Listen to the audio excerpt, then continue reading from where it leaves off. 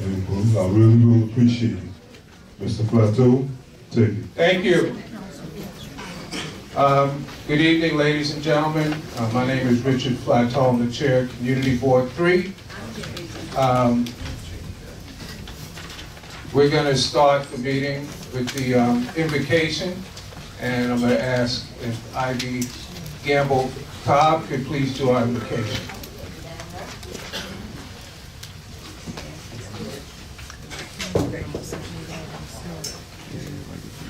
Let us pray. Most holy and everlasting God, our Father, God, we thank you for this opportunity, God, to come together, God, to take care of your community business, God. God, we pray for everyone that came out tonight, God. We pray that we will be on one accord, God, as we do your work, God. God, be in every presentation, God. God, be in everything that we do tonight, that you might get glory, honor, and the praise. We thank you and we praise you. In Jesus' name, amen. Amen.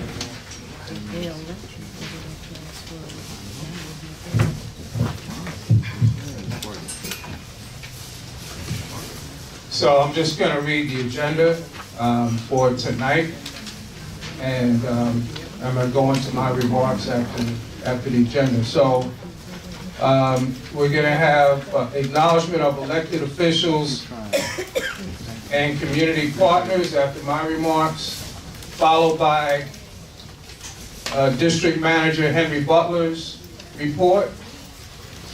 And tonight we have two informational presentations, both coming from the Parks, Art, and Culture Committee. One on Green Thumb, and then a second one from the Parks Department Enforcement Patrol. We have 5 public hearings tonight. One of them on a land use matter regarding a rezoning on Howard Avenue. And then we have 4 applicants that are seeking letters of support for liquor licenses. So Economic Development Committee will have 4 public hearings. Following the public hearings, we will have community announcements, and if you could please fill out a card if you'd like to make an announcement if you haven't done so. Followed by a roll call for the board members, followed by committee updates and resolutions. Following the updates and resolutions, the board will be taking votes. So there will be action on the public hearings, followed by the chairperson's report, followed by acceptance of the minutes, and then adjournment. So I'm just going to give my remarks. First off, I'd like to offer condolences to 2 board members who lost parents. T.J. Wilson, who recently funeralized her father, James Walter Wilson, and Dr. Deborah Lamb, who just this Saturday buried her mother, Evelyn Pankey Johnson. If you could please keep both families in your prayers. I'm going to briefly report on some of the activities that I've been involved with over the last month. Last week, on January 29th, myself and the district manager, Mr. Henry Butler, met with Sheldon McLeod, who's the Chief Executive Officer of Kings County Hospital, as well as 2 members of the staff, about operational issues concerning a substance abuse treatment center that the hospital operates at 732 Myrtle Avenue. You'll probably be hearing more about that later. Also, myself, the district manager, Mr. Butler, and Taiwan Anthony met with the commanding officer of the 79th Precinct, Deputy Inspector Mitch, regarding complaints about a bar in the district, and we'll be monitoring the bar closely. I think you'll probably hear a little bit more about that from Mr. Butler as well. There's a Borough Board meeting tomorrow at Borough Hall at 6 p.m. Members of the public are free to attend. On the agenda at the Borough Board meeting, there's two main items. One has to do with the U.S. Census Bureau and having an accurate and better census count. And then there will also be a presentation on NYC 2019, shaping the future of New York City. At a meeting a couple of weeks ago, the Executive Committee of Community Board 3 approved funding for a new complaint system called Beta NYC that utilizes sophisticated technology in complaint management and tracking. We expect to be going live with this system over the next several months. We have one meeting that we have with a council member, and we have another one that's scheduled for tomorrow. So first one, we met with Council Member Samuel last month, and we're in the process of following up on that meeting, preparing a joint letter with Council Member Alika Ampry Samuel regarding the Fulton Saratoga Square site, which is the largest city-owned site in our district. Property located in the vicinity of Fulton Street and Saratoga Avenue, and we're trying to get the city to move this project along.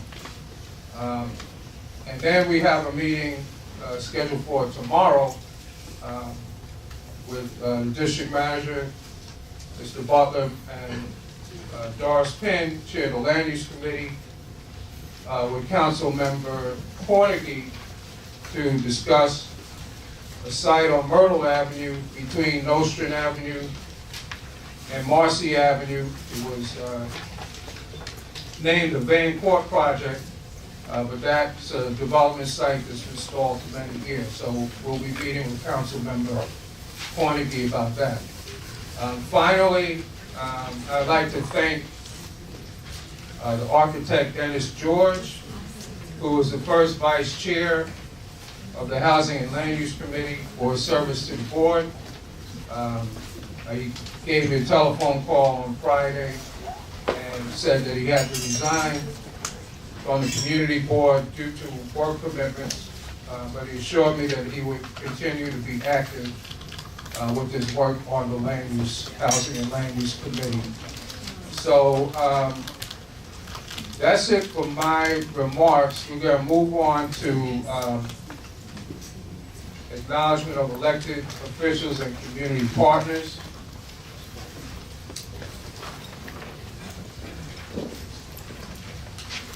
So we're going to start with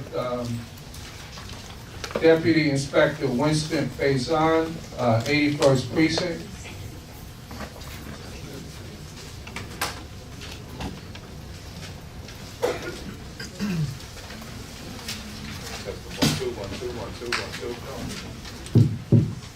One, two. Thank you. Good evening, everyone. Good evening. Again, I'm Deputy Inspector Faison, the Commanding Officer of the 81st Precinct. It's been a while since I've been here. Happy New Year's for those I didn't see. The 81 Precinct, we're doing pretty well. We finished the year off pretty good. This year, we started excellent. Our job in the 81 Precinct is to make sure everyone is safe, feels safe, and reduce violence. And violence we mean shootings. This year, not one shooting in the 81 Precinct. We're going to continue to do the same thing. My guys is out there. Once you guys know I have an open door policy, you can always come to the precinct and speak to me at any time. If I'm here, if I'm there, my door is open. Make sure you come into the command. We have a community council meeting every second Tuesday of the month. Make sure you come out to hear everything we do and the great things we do in the 81 Precinct. Thank you. Thank you. I also wanted to acknowledge Detective Conrad Narcisse from the 81st Precinct and Detective Tanisha Facey from 81st Precinct Community Affairs. Robert, thank you. Also, the Neighborhood Community Officer Supervisor for the 79th Precinct, Officer Charles from the 79th Precinct, Officer Charles.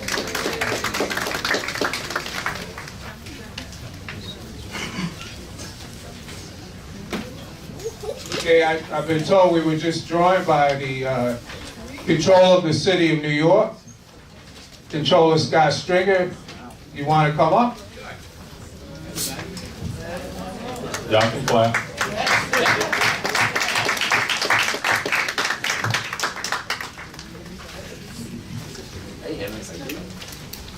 Good evening, everybody. I wanted to come by tonight, first and foremost, right after the first of the year, to let you know that I still have all the money of the city in the bank. Okay, so first things first, get that out of the way.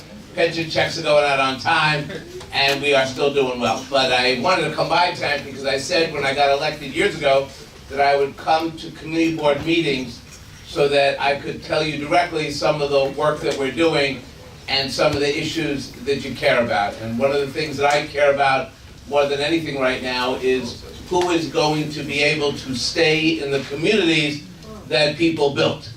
And that seems to be challenging at the moment, partly because over the last 12 years we've lost 400,000 housing units that used to rent for $1,000 or less. And for the first time we now see speculators coming to communities that they never wanted to come before because they're looking for land to replace the people who built up neighborhoods like Bed-Stuy. Think back to how we grew up back in the day, for those my age or less. When we moved into our neighborhoods, there were no banks that wanted to invest. There was no sense that there was economic development. We were left to fend for ourselves, and our parents and grandparents built communities that raised families and children. Right now, if we do not take action to control rezonings and this change, we are going to become that city for the very, very wealthy, but enclaves for the very poor, and nothing aspiring or in the middle. I came up with a plan that we made public some months ago that speaks to a way of negotiating and changing the mayor's housing plan. We can no longer rely on Midtown developers to build the affordable housing we need. We need to change the tax laws and the tax structure so that we can build housing for the very people who need it, and that's the 580,000 people that are rent challenged, who are about to tip over into our homeless shelters. This year, I estimate we're going to be spending $2.9 billion on managing the homeless crisis rather than building affordable housing. So 2 parts of our plan that I wanted to give you tonight. One, we need to think about how we change the tax structure in the city as to who's buying apartments. There are thousands of apartments. 90% of real estate transactions in Manhattan are for individuals who buy apartments for $5 million or more, all cash. $5 million or more, all cash. Thousands of these transactions. They pay one tax, the real property transfer tax. If you want to buy an apartment or a house and you want to go to the bank and get a loan, a mortgage, you pay 2 taxes. You pay the mortgage recording tax, which is thousands of dollars, and you pay the RPTT. I want to get rid of the MRT. No more mortgage recording tax. Let's do that for apartments up to $2 million so middle-class people can find it easier to rent an apartment. And then for the home purchasers of all cash buyers, let's accelerate the RPTT so that we can create a $400 million fund per year that can be used to deepen the affordable housing and build real affordable housing by making the people buying $50 million apartments pay their fair share. Now, some people may say, hey, wait a minute, this is like a millionaire's tax, but I want to give you something here. If you are a rich person from around the world that wants to park money here, you pay a 4% RPT tax. But if you go to Singapore and want to park money, they charge you 25%. London charges you 15%. Vancouver charges you 20%. Only in this city do we charge 4% and give it all away. Let's double that tax, let's create a fund, and then let's build 85,000 low-income housing units for the people who are struggling. These are the people who take care of our parents, who drive cabs, who work in restaurants. They're the backbone of this city. We are not building the housing that they need. We are allowing the people who are doing the real estate grabbing by pushing people out and building luxury apartments. Many people talk about affordability, but folks, we need a plan, and I'm gonna get this bill introduced in Albany in the next month. Let's do it. We have the Senate, we have the Assembly, and we can change the direction of this city by actually building the housing we need, not the housing that other people want us to build. And I want to put that out for you today. And lastly, I just want to mention to all of you that yesterday and this morning I was at the jail where the inmates lost all heat and most of electricity. And I have to tell you that I think thanks go to our great congressional delegation, the ones that went out there in the morning. I was able to tour the facility, and it was just simply disgraceful. People who locked up many pre-trial, treated like inhumane conditions, no way to be told, or family members united. There was a woman just asking me out in the street, "Controller, can you just find out about my son? He's asthmatic." And she was left for days outside. This is part of the Trump regime, but the one thing that gave me hope was when the advocates and activists came out over the last few days, you did see change. So sometimes when you come to a meeting and you come to a committee board meeting and say, what can we really do? I gotta tell you, we did some good out there. They told me yesterday, the warden going around saying, well, we're gonna put the electricity back on when we get this part. And I'm saying, well, what's this part? He said, well, you know, this part. I said, you know, if you get this part, you can turn on the electricity and the heat. Yeah, if we get this part. Well, how come you don't have this part? Well, we can't find the part. Then how are you ever going to turn the electricity back on? Oh, because it's going to be here sometime tomorrow. Yeah. Now, I swear to you, I don't even know what this, it was, he just went like this, so I don't know what it was. After all the pressure, whatever, last night, they found this. It was a miracle. And that's what they do with people's lives. They only move to help the vulnerable when we make them do it. So I just wanted to come by. I know how active this board is. Good to give your report. If you have one or two questions, I'd be happy to answer them. If not, I know you have a long agenda, and I know how long these meetings can be. I used to be a borough president, so I know. All right then. Thank you all very much. I will see you soon. Thank you.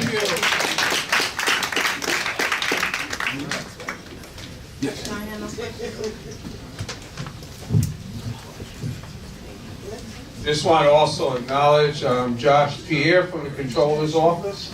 Josh, you still here? Josh Pierre from the Controller's Office.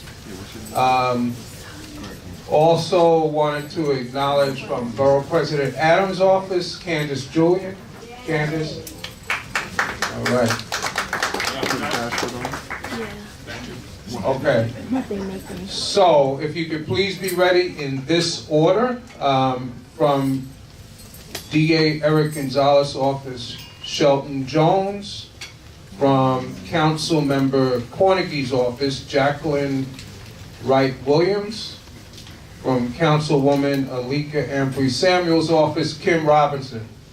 And then from Assemblyman Walter Mosley's office, Lucian Allen. And there'll be a few others after those four.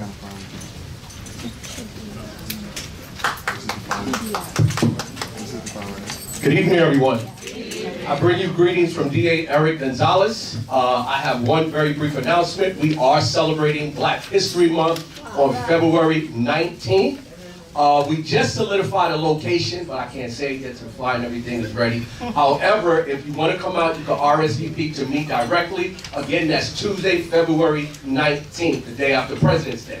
My direct number is 718-250-3146. Again, 718-250-3146. If you call me, we'll make sure you get all the information you need, and I will blast out the flyer when it's ready. I'll give it to Mr. Butler so he can send it out to all those members of the board. Again, if you have, yes, my number one more time, 718-250-3146.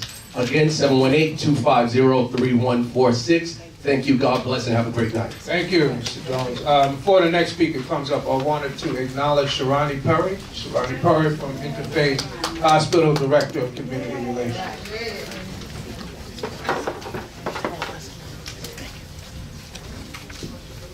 Good evening, everyone. My name is Jacqueline Wright Williams. I'm the office manager for Councilmember Robert Cornegy. I bring greetings from his office and in his absence. I just have a few brief announcements to all of our seniors. We want you all to know that you are welcome. We plan on celebrating you with a Valentine's Day senior brunch.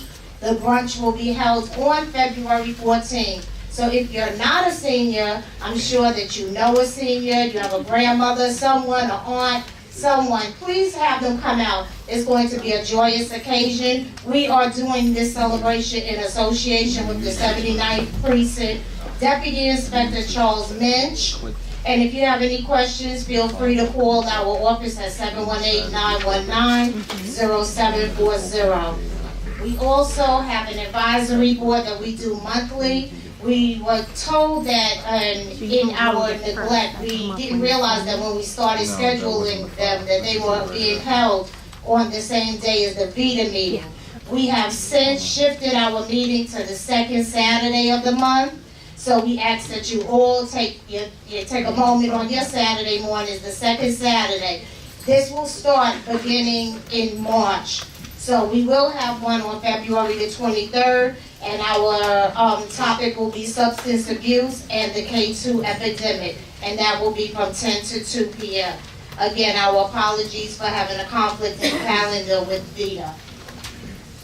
And lastly, February being our month of celebration for Black History, our Ambassador of Arts and Culture, Joseph Grant, he is presenting on behalf of Councilmember Cornegy's office in association with the Commission on Human Rights, and they are presenting 12 Years of Freedom. This event will take place at Reeksville Heritage Center, and the date is on February the 27th. This event will take place from 6 p.m. to 9 p.m. If you want any information on any announcements given on this evening, feel free to call the office again at 718-919-0740, and there are flyers on the tables outside. Have a wonderful and blessed evening. Thank you. Kim Robinson. I still ain't getting Good night, everyone. My name is Kim Robinson, and I represent Councilmember Alika Ampry Samuels. On behalf of the Councilmember, I bring greetings.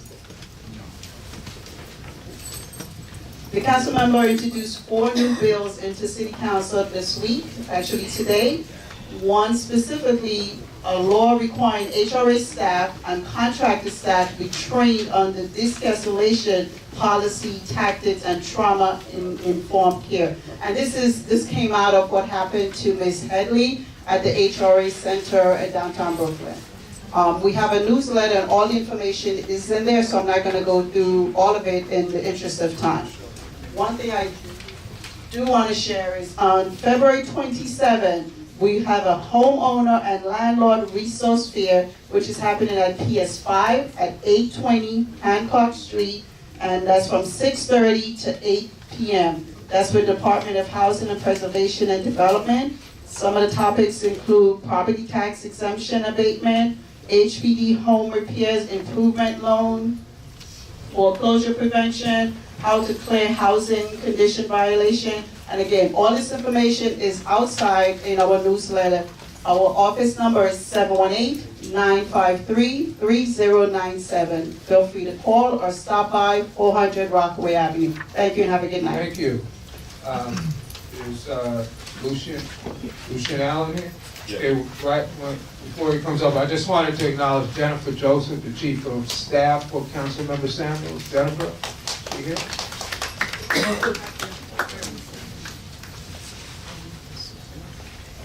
Good evening. So again, my name is Lucian Allen. I'm the Community Liaison for Assemblyman Walter Mosley. Just 2 things. The Assemblyman is hosting his State of the District 2019, which is going to be on February 20th from 6 to 8 p.m. at St. Joseph's College. That is at 245 Clinton Avenue. Second, there is an MRTA fact sheet. So MRTA is, the Assemblyman is a co-sponsor for the Marijuana Regulation and Taxation Act, which is MRTA. So there's information they've left outside, just giving you the basics of this bill, and letting you know that it's dealing with decriminalization and taxation regulation rather than recreational use. So that's what some of the concerns are. It's essentially focusing on overturning some of the convictions that a lot of people of color have been unfairly subjected to, and also in allowing this to be more of a horizontal market rather than vertical, so allowing other people to become able to get into this market to use it as a form of economic prosperity and generation. So, so again, this information is outside on the table, but definitely would like you to be able to come out to the State of District, but again, it will be on the 20th at St. Joseph College. If there's anybody who would like a copy emailed to them, I can give you my card, or you can take my email address right now. The office number is 718-596-0100. Again, it's 718-596-0100. If there are any issues you would like me to relate to the Assemblyman, please come and talk to me, and I can do that for you. My email address is allanl@nyassembly.gov. Again, it's allanl@nyassembly.gov. But if you'd like my card, just come speak to me. I'll be glad to do it. Thank you, Mr. Allen. And if the following could be ready to come up, and keep your remarks, please, to 2 minutes. We were joined by a representative for Council Member Stephen Levin, Elizabeth Adams. So Elizabeth Adams, followed by Maceo Kareem from Assemblywoman Tremaine Wright's office, followed by District Leader Olaniki Alapi. Hi everyone, my name is Elizabeth Adams. I work for Councilmember Stephen Levin. I just want to give you 2 updates tonight. So the first is about a council hearing that we held today. It was on HRA client experiences. What the representative from Councilmember Anthony Samuel's office mentioned following the terribly upsetting incident that Ms. Jasmine Headley faced back in December at an HRA office on Bergen Street, where her baby was forcibly separated from her. The council has responded quickly and strongly. We introduced a package of 13 pieces of legislation to overhaul client experience at HRA offices, looking at staff training, looking at wait times, because we know that this is not an isolated incident. There are larger issues around client experiences and client support when it comes to access services at HRA. We held a hearing today. It was very emotional. Ms. Headley was there and testified herself. We're looking to move this package quickly. We know that we cannot wait any longer to assess and address issues that are happening at HRA, so that people's benefits don't get cut off improperly, so people don't have to wait hours on end, so people don't have to take a day off of work and be able to get their benefits restored when they're improperly disconnected. So that's the first update. If you want to talk more or have any questions about any of the bills, feel free to call our office. And then the second is a hearing that we're holding next Monday on February 11th. The bill is on March task forces, which is an interagency task force led by the NYPD that they'll conduct raids of local nightlife businesses, so local restaurants and bars, sometimes for different rates of violations. If this is you, if you're a local business, bar owner, restaurant owner, if you've kind of had one of these raids happen, you feel it happened improperly, you're worried about your business, come, we want to hear from you. We've heard from lots of local businesses, local bar owners in the neighborhoods about having these raids come in, shutting down their business, impacting their staff, scaring their customers. So we want to make sure that the goals that the city has around proper enforcement, proper support of local businesses is done effectively and correctly. So feel free to reach out to our office if you want to learn more about that hearing, if you want to testify, if you want to speak. My name is Elizabeth Adams. My email is eadams, so feel free to send me an email. Just e.adams@council.nyc.gov, or you can call our office for council member Stephen Levin. Thank you. Thank you. Sorry. Ladies first. Okay. Good afternoon, how you doing? Great, so my name is Macy, I'm from the State Women's Human Rights Office. Most importantly, we secured a date and location for the partnership with the DOF, Homeowner and Tenants Enrollment event. It will be in the multi-purpose room, a restoration. We'll be covering STAR, which is for everyone who owns a home. E-STARs for seniors, street DRE, veterans and clergy. Outside, I have the right report about the bill that just passed about voter expansion.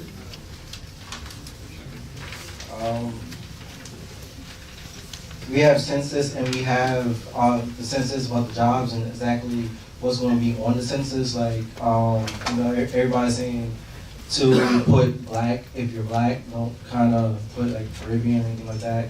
It kind of splits the resources that go to the community.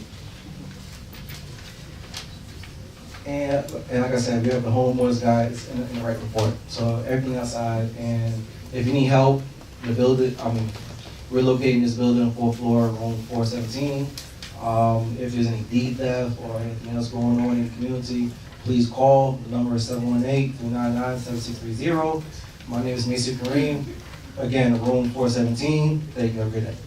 That rhymes. That's pretty good. Can I have a flyer? Thanks. You need to repeat the number because it's kind of easy to do that. Sorry, it's 718-399-7630. And we're literally downstairs. So if you need any help, if anything, send me reviews. Oh, March 5th. Sorry, it's March 5th. Yeah. March 5th, 2 to 4 p.m. Multi-purpose room. That's a homeowner and tenants enrollment event dealing with property taxes. Good evening, everyone. Happy Black History Month. I just stopped by to make one announcement, and that is to remind everyone to come out February 26th. It's a special election for New York City Public Advocate. And in case you don't know, our primaries will now be in June and not September. And that's because the New York State Legislature passed a bill to consolidate our primaries, that is federal and state. And the governor did sign it recently. And so all of our primaries will be in June. And the primary this year will be Tuesday, June 25th. And the offices that will be on the ballot are several judicial offices. You can expect a countywide judicial office, a surrogate judicial office, and New York City Public Advocate will be on the ballot again in accordance with the rules of the New York City Charter. And then we're going to come out again in November for the general election. 3 elections this year, this month, June, and November. I didn't get a chance to see all of you last month, so certainly wishing you the very best in 2019. Thank you so much. Thank you. So if you could please be ready to come up in this order. For the New York Public Library, Lamine Isaac and Marcia McGriven. For the 79th Precinct Council, Idris Abdullah. For Bridge Street, Oma. You're doing Bridge Street Development, Oma Holloway. And for the Brownstoners of Bedford, Stuyvesant, Lynette Brown. Yes. Lynette Lewis Rogers. 2 minutes. Good evening, and just to clarify, we are the Brooklyn Public Library. We're very proud that we are the Brooklyn Public Library. My name is Marcia McGimmon. I'm the manager of the Marcy branch, which is at the corner of Nostrum and DeKalb. Good evening, everyone. My name is Lamine Isaac. I'm the branch manager at the Napon branch, which is located on East Avenue between Napon and Boise Avenue.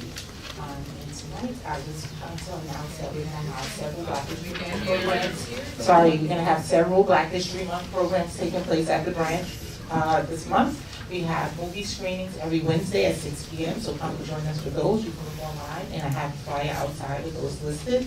Also, this Thursday we have two events actually happening. One during the day and one in the evening. We have a poetry reading by Pastor Christina Walker, and it's Poems That Speak to the Spirit. And that's from 11 a.m. until 12:30, and this is to commemorate Black World AIDS Day, and we're going to be doing health screenings as well as HIV testing. So you can come out and join us for that. On the evening, you can join us for an inspirational program with local artists that are going to be featured, and they are featured in a book called Brooklyn on My Mind. We're giving away free copies of the book, so please join us, and that's that evening, February 7th at 6 p.m. Thank you. Okay. As you know, the library has very much spent a lot of time for young kids, story time, playtime, etc. This year, we're trying to push for tweens and teens, robotics, teen time, etc. So please, get the tweens out. All the things are outside. Thank you very much. Thank you. Thank you. Good evening. My name is Idris Abdullah.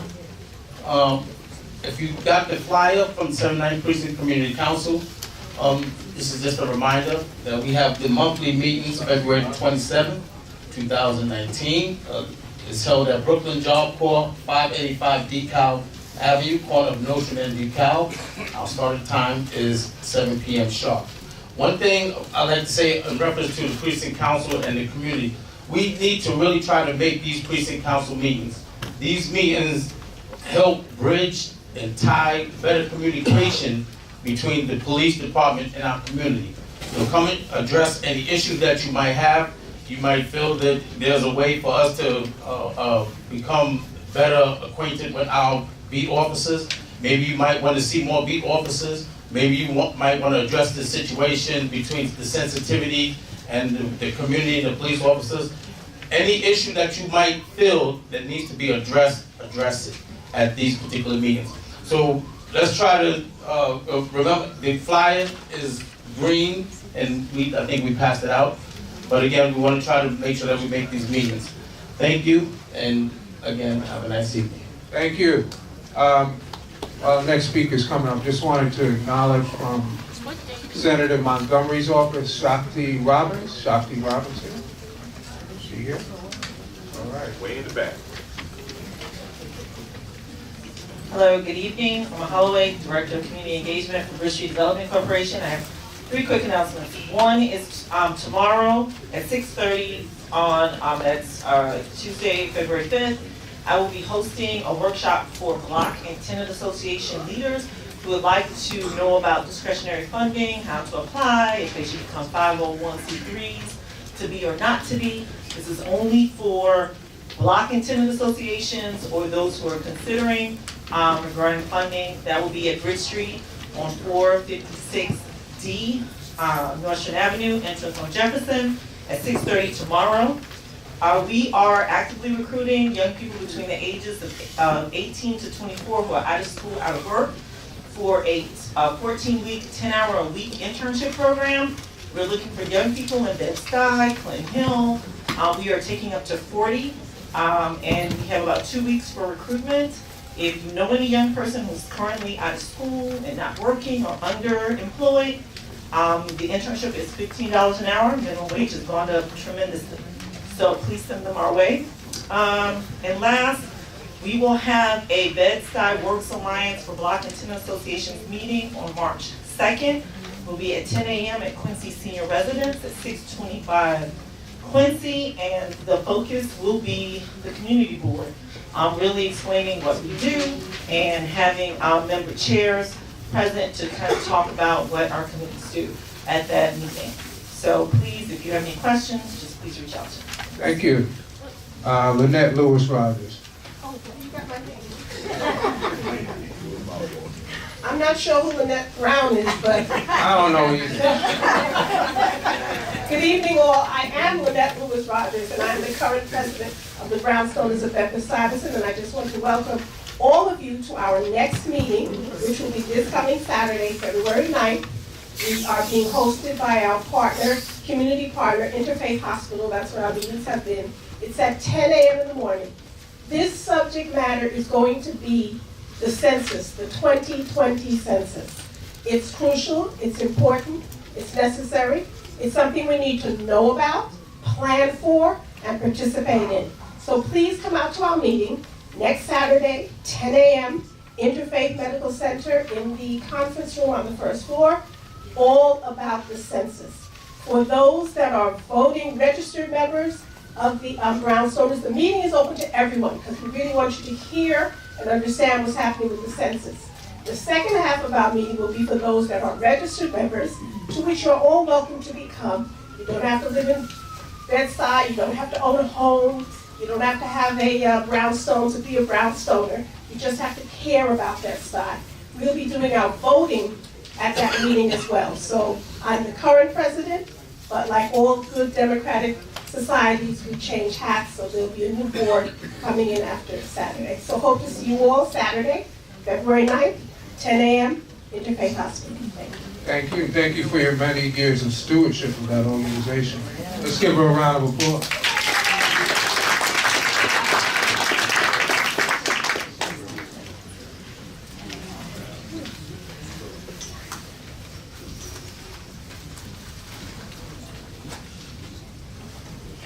We're going to move on to the district manager's report.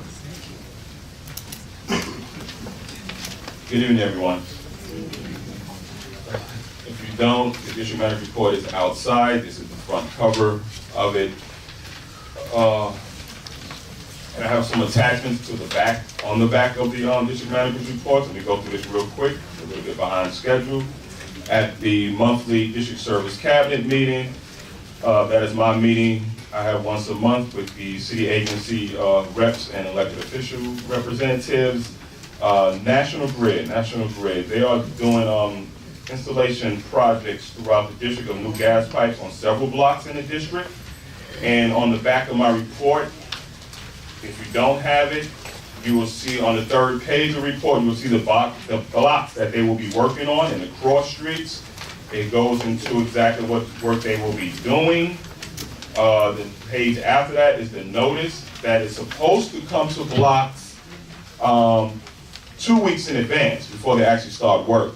But what actually happened, one situation, and I'm attending that block association meeting tomorrow, the block president called and saw the yellow pipes out there and wanted to know what was going on, reached out to National Grid, and lo and behold, they said, we're starting work tomorrow there. And the block was not informed, it was not prepared for the major work that's going to be taking place there. So yes, we will be having a conversation again with National Grid about notification of the community when they are going to engage in these major construction projects. So like I said, I will be attending that block association meeting tomorrow. If you are having issues or concern on your block, not just with National Grid or any other agency, please reach out to my office and we can set up an appointment for me to attend one of your block association meetings. Con Ed, I think I said it before, that the smart meters are coming. They moved it back. At first they said the summertime, now they're saying the fall of 2019. Free LED light bulbs are available for small businesses and residents. Post office. So what's happening now in the district, those old blue mailboxes that are in the district are being replaced with new anti-phishing mailboxes. However, if they realize that a certain box had low volume, that box will not be replaced. Okay, so if that mailbox had low volume, that box will not be replaced. But they claim by the end of the year we should have all new anti-phishing mailboxes in Brooklyn. Like I said, they claim that. As if you bought a stamp recently, you know the stamps went up to 55 cents. You bought one recently, and on January 28th, the Gregory Hines stamp came out, January 28th. Department of Transportation, they will no longer seek approval from community boards when it comes to installation of speed bumps. So basically, if the block gets approved, they're just going to let us know. Before they will ask us if, what was our recommendation on that, but now they will just be informing us about it, that they plan to do it. But they do meet with FDNY when it comes to installation of speed bumps, because there are certain streets that the FDNY feels that should not have speed bumps, obviously due to the emergency vehicles that they use. DEP did an investigation of one of the establishments, and no cause was found at that establishment. NYPD, Mr. Flaxo mentioned earlier about a certain bar that seem to be having some issues with. I'm going to be a little bit more blunt. The complaint is that it's an illegal strip club at 566 Nostrand Avenue. Yeah, I know. We have one now, supposedly. We were going to do an investigation, but we held off on that. We'll leave that up to the precinct. But yeah, that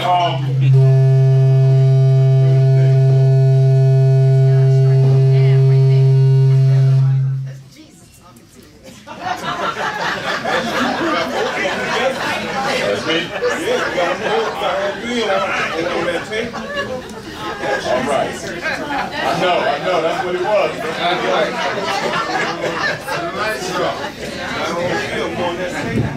The Lord struck the mic down. Yeah. Mike got a little excited. So basically what happened was there was a gentleman got shot and went to the hospital, and the police in the investigation stated, what happened, and he informed them that, yeah, I was at the strip club over on, Nostrand, Herkimer, Atlantic. And that's how, the information came out, and plus they're putting it all on Instagram, but social media tells you everything. People just be telling on themselves. So, yeah, so we're dealing with that situation right now. We're gonna stay on top of that. And those who don't remember, back in October, the gentleman, we approved for them to get a full liquor license, if you remember. Okay, they pulled the okie doke on us, okay? That's why committee meetings are very important, and we do the work at the committee level. But yeah, they pulled a fast one on us. Okay, so keep that in mind. So also, just lastly, as I stated, the meetings that I attended is on their block association meeting. Mr. Flaxo mentioned about the meeting we have coming up with Van Court. We did talk to HPD on a conference call about the Van Court project, and we did meet with the chief executive from Kings County Hospital, about 722 Myrtle Avenue, the alcohol drug treatment center that they're looking to close down and move all the services back on the Kings County campus. They feel they can serve their clients better and more efficiently, and also they're going to save a lot of money if they have everything on the campus instead of having us over here on Myrtle Avenue. So that we will, they will be attending our executive committee meeting to go further into details about that. And if you have any questions, of course, I will be here all the way to the end of the meeting. So if you have any questions, just feel free to wave your hand or come to me, and I will gladly answer any questions you may have. Thank you. Thank you, Mr. Butler. We're going to move on to the informational presentation. So, first one is on Green Thumb, coming from the Parks, Art and Culture Committee. Introduction will be given by Marion Little, Committee Chair. Good evening, everyone. How everybody doing tonight? Thank you for coming out tonight. We really appreciate it. My name is Marion Little, Chair of Parks, Arts and Culture for Community Board 3. It is our responsibility to bring you update, fast-time, real-time information about what's going on in parks and playgrounds in our community. As you know, there's a lot of innovation going on, a lot of rules changed in the parks. So each month, y'all been hearing a lot about land use, rezone and everything. So the next few months, you're gonna start hearing a lot about the parks and playgrounds. So as you prepare for your summer months, if you don't go away, you know where you can go, where you can enjoy your summer at that style. Is there Mr. Anderson here from Green Thumb? Okay, moving right along. Okay, so we're gonna have the most important part, which I think is really extremely important, is to have park enforcement, let you know the rules and regulations, the ever-changing times, and the policies that's going on with park enforcement. And we're gonna bring you Mr. Captain Soroso from Park Enforcement Patrol. Right. Thank you.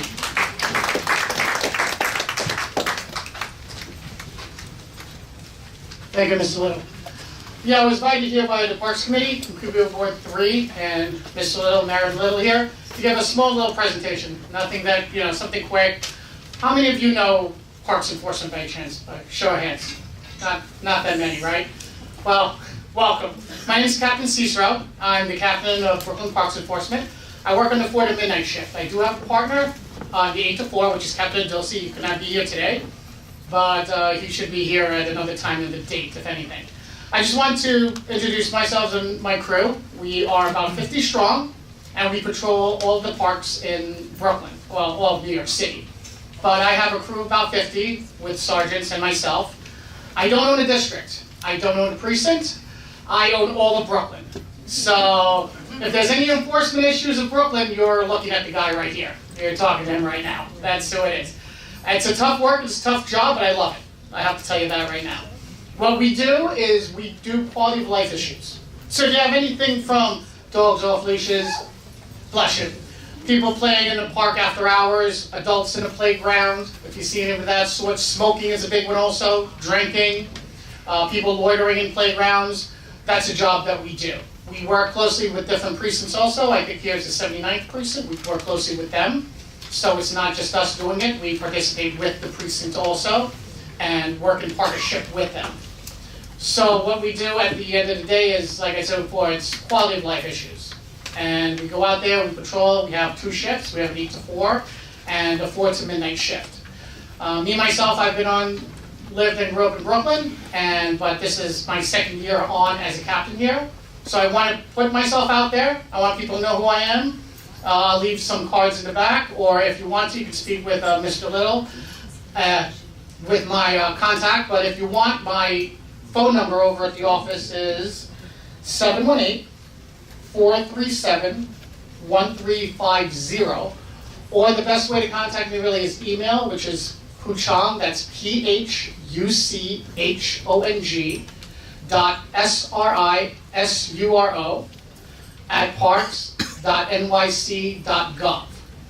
If you want to email me, I'm personal. I always have an open door policy. Believe it or not, I do. If you email me, I'm good at answering back all questions or concerns about your parks.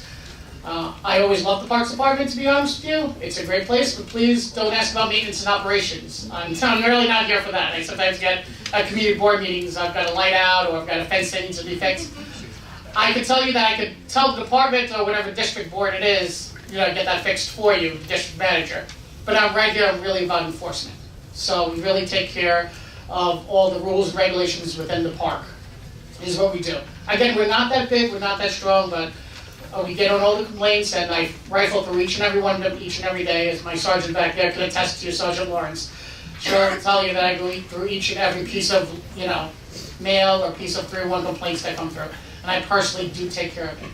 So if you have any questions or any concerns, I know I'm new, and you may have a bunch of them, if anything. But you can always contact Mr. Little, or you have my number and my email address, and I'll be more than glad to go ahead and rifle through all your concerns that need be. Parks is a great place. I want to make it safe.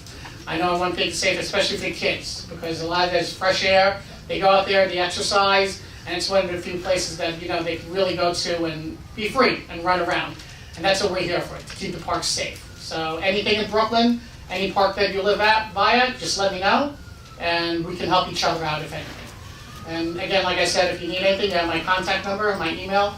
Please go ahead and you feel free to use it. I'm being serious about it. Please feel free to use it, and I will get back to you. And if you want me to come back here another date, if the board wants me to, I'm more than glad to come back here again.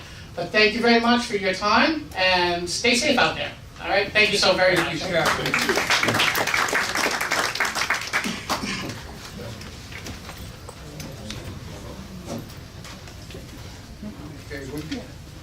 can people hear me?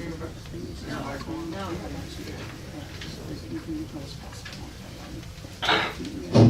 Okay. That mic is, doesn't seem to be. 1, 2, 1, 2, 1, 2. Okay, we're gonna move on with the public hearing, so we have several public hearings. The first will be coming from the Housing and Land Use Committee, will be introduced by the chair, Ms. Doris Penn. Good evening. In the matter of an application submitted by Merit Capital Corporation pursuant to Section 197C and 201 of the New York City Charter for the amendment of the zoning map, Section number 17A. 1. Eliminating from within an existing R6B district a C24 district bounded by Monroe Street, Howard Avenue, Madison Street, and a line 100 feet westerly of Howard Avenue. 2.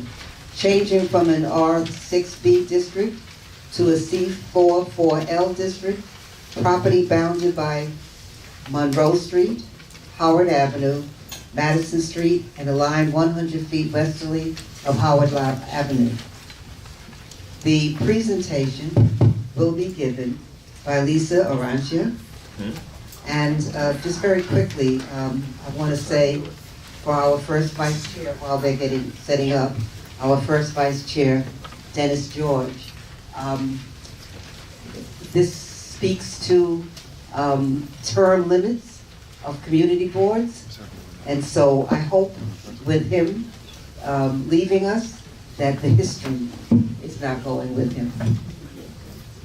Before she gets started, every board member, you should have, that came in your package, it's 4 pages. The first page has acronym on it. There was just a few questions that was sent from the committee to the developer, and some of their answers on there. And then the pages after that are pertaining to the SLA public hearings. So just might want to just look over those. So then you might have some questions that are actually already answered on this sheet.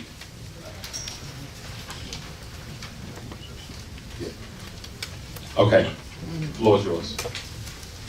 Good evening. My name is Lisa Orantia. I'm from the law firm Ackerman LLP. We're land use counsel to the applicant, Merit Capital Corp. And I'm here to present to you an application for rezoning. Go to the next slide. So the zoning actions are a zoning map amendment of 3 tax lots from an R6B with a C24 zoning overlay to a C44L district. And in addition, a zoning text amendment that would designate the area mandatory inclusionary housing area. So we have images of the project site location. You'll see it's that short block front along Howard Avenue at the corner of Monroe. The dark red is the development site. That's 2 Howard Avenue. And next to it are the 2 tax lots that are also included in the rezoning area. Those are 8 Howard Avenue. It's improved with a 4-story building. It's used by a fraternal organization, and the ground floor has a new grocery store on it. About half of the lot is vacant. And then on the corner, the far corner from the development site, is 16 Howard Avenue, and that's a 4-story building. It's got 8 apartment units in it, and it's overbuilt. It's got about twice as much bulk on that lot as is allowed by the current zoning. So you have the development site is at the corner of this broad intersection of Monroe Street and Howard Avenue. They're both 70 feet wide, and then Broadway is 80 feet wide. So here again, we can move on to the area map. So you see the project area at that intersection of Monroe and Howard.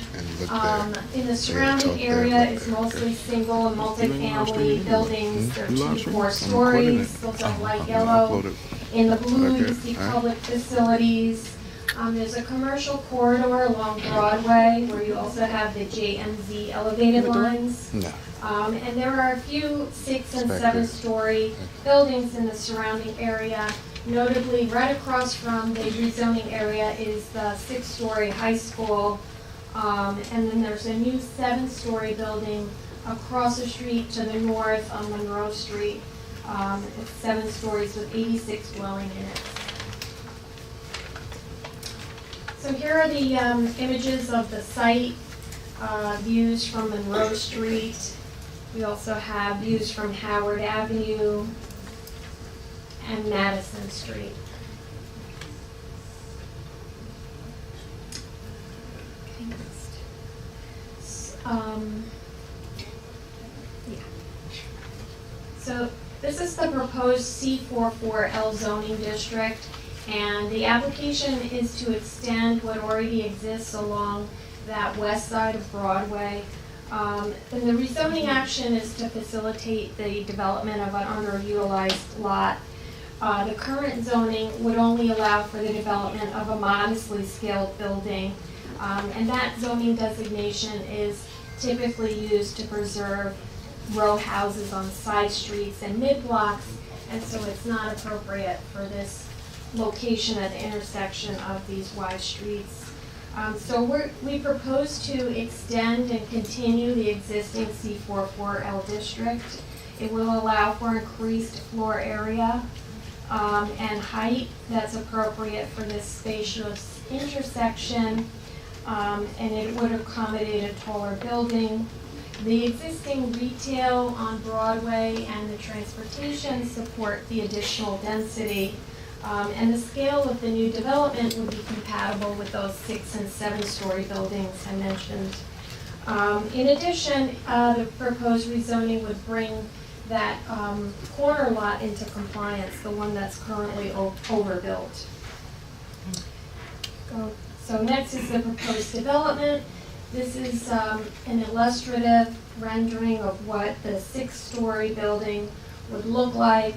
It includes 7,000 square feet of retail and about 29,000 square feet of residential floor area for a total of 30 dwelling units. And this building again would go up on the vacant lot that's at the corner. Initially, we had factored in 9 affordable units, but we've modified that to include 11 units. And that the 11 units would comprise of up to 30%, at least 30% of the residential floor area in the building, which would be affordable to households earning an average of 80% area median income. So the building height would be approximately 65 feet tall. It'll include about 1,800 square feet of outdoor recreation space. We go to the site plan. The site plan shows you the new 6-story building on that corner of Monroe and Howard Avenue. Floor plans show you the residential lobby on Monroe Street and 3 retail spaces on the ground floor. The upper floors, again, they'll have the 30 residential units, which right now are broken down into 5 studios, 10 1-bedrooms, 10 2-bedrooms, and 5 3-bedrooms. We have elevations showing you the brick exterior that's planned for the building, balconies with glass railings, and then we ended the presentation with a few renderings that show you the building in the context of the surrounding area. And so in sum, the goal is to develop a vacant lot with a building that's compatible with existing conditions, and to provide high-quality, affordable units with space for a small commercial enterprise. And this is intended to enhance the community's business offerings and residential resources. So thank you very much, and I'll take any questions. Yes. Yes, wait. Hold on a second, we gotta get the mics out. We have a second mic, Joe? Okay. And when you Raise your hand. when you're about to ask your question, if you could please give your name also. Thank you. You start with the public or the board members? Start with the public. Thank you, Pastor Derek McDowell. Is there condemnation contemplated for any of the buildings in this rezoning, and who are the owners of those buildings? And where is the developer of this project? Are you the developer? No, I'm the land use attorney, and the developer unfortunately couldn't be here tonight, but had attended 2 prior land use committee meetings. There's no demolition that I know of that's planned for the buildings within the development area. I said, is there a condemnation? And no condemnation that I'm aware of. Anybody else from the public? Back here. Back here. Good evening, my name is Tiana. I had questions. You mentioned that this is, I believe you said there was a store that's currently in that area, and then you also mentioned affordable housing, which considered, I believe you said 80%, what did you say? It's, the affordable housing option 2 requires at least 30% residential floor area to be, and not exceeding an average of 80% area median income. Could you please clarify what that means? Layman's terms, Lisa, layman's terms. The 80% Dollar amount. part. Okay. What's the dollar amount for the income? Well, we have a slide that shows you, it's data that's available on HPD's website, and it's information that comes from HUD. You don't have it? Get ready to say it now. Here's the slide that shows you 80% of AMI, and this is what we took right from HPD's website. Put the mic closer. So you can. I don't think they can see it from back there. Can you just give them a few numbers for like a 3-person household or 4 family size? So family size of 1, 80% of AMI is 58,480. So that's how much. The maximum that they can earn. Right. Let her answer, please. And then, so what the affordable rents come out to for a studio at 80% AMI is about $1,200 for the studio, $1,500 for a 1-bedroom, $1,800 for a 2-bedroom, and $2,000 for a 3-bedroom. And that's the 80% AMI. So then let me also ask, if you bring in residents who can actually afford this quote affordable rent, what happens to those mom and pop shops that are in the area? And like you said, there was retail. What kind of stores are you looking to bring in there, and does that serve the community that already exists there? We are looking to work with the community and find out what suggestions the community might have for a retail use that would benefit the area and would also be compatible with the new grocery store that came in next door. Okay, is another member of the public had a question? Good evening, everyone. My name is Shalivia Thomas Murchison, and my question was kind of answered by the young lady who just asked her question, but I think my issue is bigger, more of a comment than a question. I'm wondering why we keep approving these major developments in our area while they're constantly being gentrified or currently being gentrified. The current population that already lives in these communities are under TPT attack right now.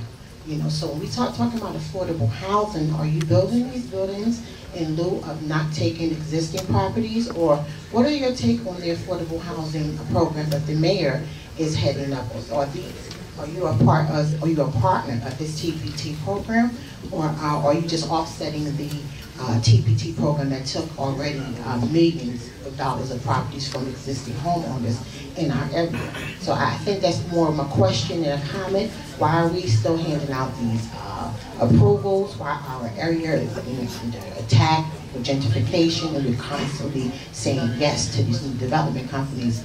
I don't think you answered the question as to who is the owner of the property and who is the developer. I'm sorry, is there a question? Yes.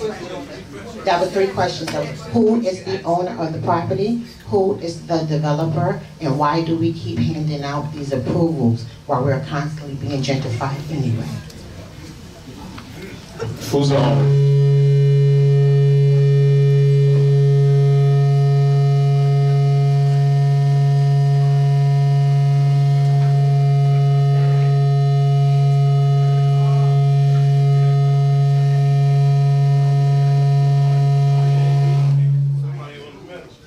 Somebody not hold the mic right.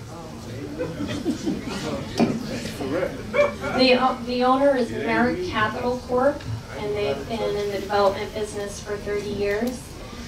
This project site is a vacant lot, so it's underutilized, and we don't expect that it would be developable. It's just not economically feasible unless the zoning is changed to allow for additional floor area. And again, the development is designed to be compatible with other buildings in the area. And the affordability levels are allowed for under the zoning resolution. And they do further the mayor's program for creation of affordable housing. Sorry, you said the mayor. What about the mayor? What about the mayor? It's under MIA, right? Yeah, it's going to be mandatory inclusionary housing as allowed by the zoning resolution. This is the mayor's mandatory inclusionary housing, which Community Board 3 voted against, but the city council did pass it. Okay.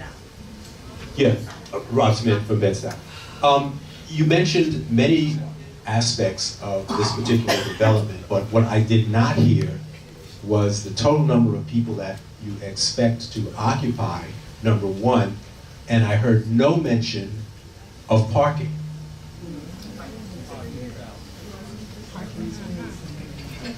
So parking is waived because it's not within 15. It's on the transit zone. Also within the transit zone, so parking is not required. For the affordable, and then. The mayor's plan. Okay, there was somebody from the public. The other part of my question was, what is the total number of occupants that you expect to have in this property? The amount of units? The total number of people who might, you know, they have to have a capacity of occupants that they speculate are going to occupy these spaces. Well, how many units? 30 units. How many people approximately? 90 maybe? 90? Yeah. What's the unit, the breakdown? Give us the The unit breakdown right now is 5 studios, 10 one-bedrooms, 10 two-bedrooms, and 5 three-bedrooms. It's probably roughly about 90. You don't know exactly. You really can't tell. They don't know exactly. Okay, one more from the public, then we're going to go to the board members. Over here. Over.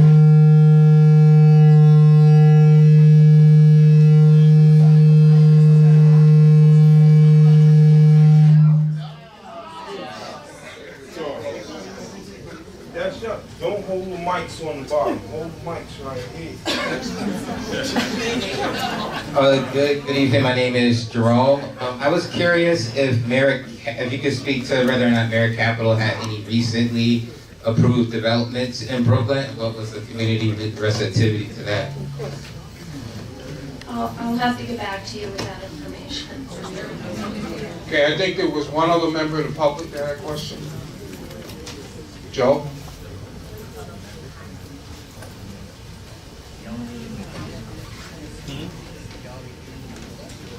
Hello, good evening. My name is Estella Norman, and I have a nonprofit, Women Sowing Seeds.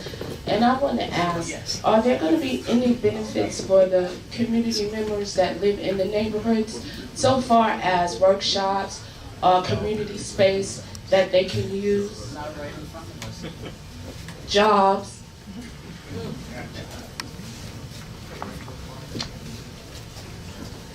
Good evening. My name is Tiffany Raspberry, and I am the Community/Government Affairs Liaison to this project. We are still working out the details of the community benefits, but we are open to any suggestions that you have here tonight, and we'll be meeting with the local council member's office to outline those details as we move through the hearing process. Thank you. Okay, board members? You have a question?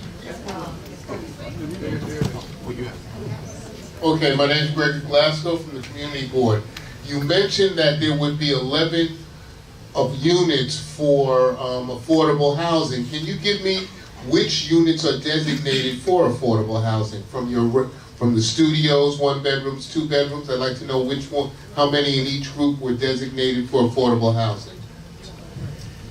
Well, it's going to be an equitable distribution of the units so that you have to give the same proportion of affordable as you do for market rate. And so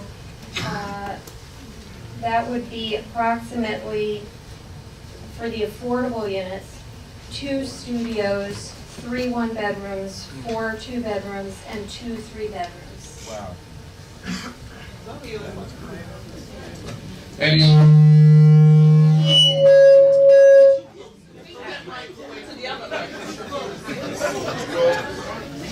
Board members, any other?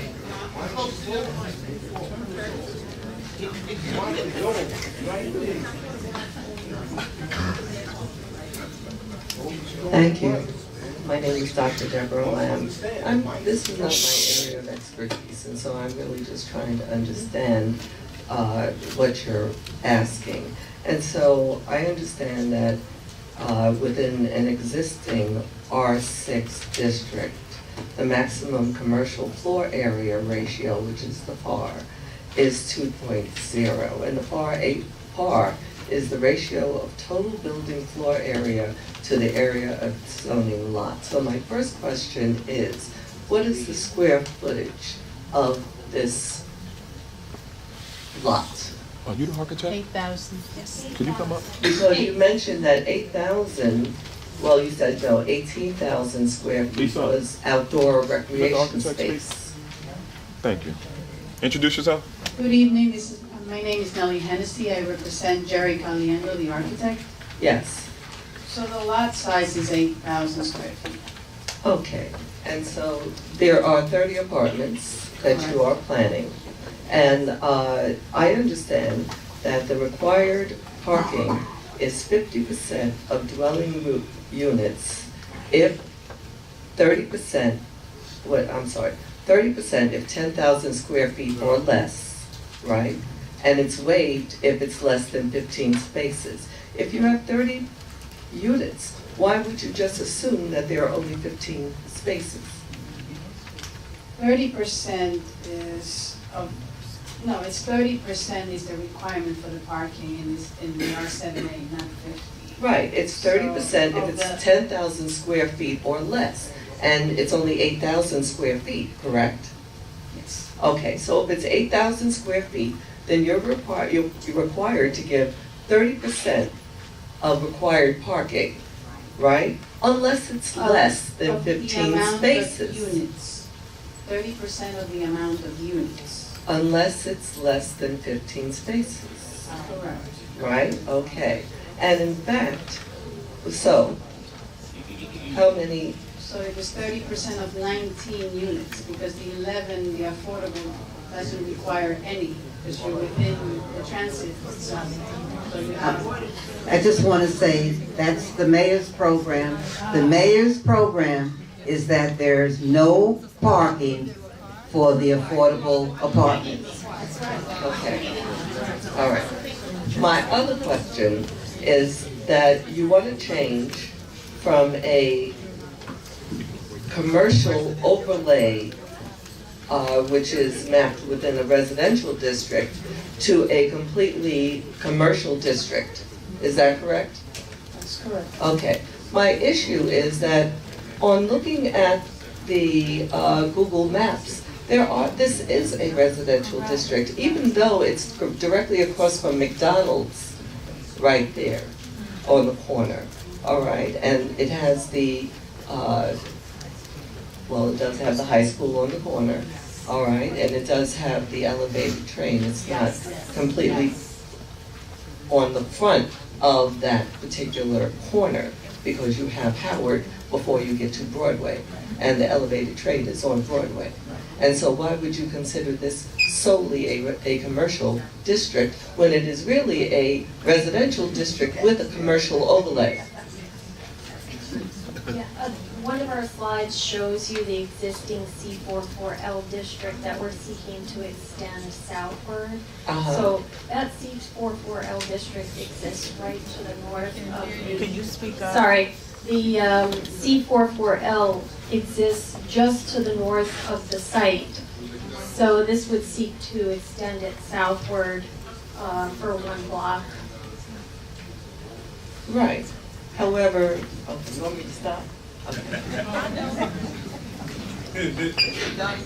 Board members have any other questions?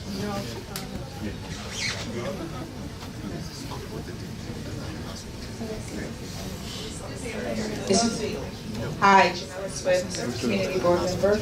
This is some corporation, Merit Capital. Are they based out of Connecticut or are they? I don't think so. I don't think it was this And then one. also, are they offering any type of Different company, and she's the jobs architect. She wasn't here last time. while they're building or developing the site? We will be doing all of those things, and I will report back to the community board once that plan is finalized. And also, what's the square footage of the commercial space that you're planning? 7,000 square feet. Okay, any other board member questions?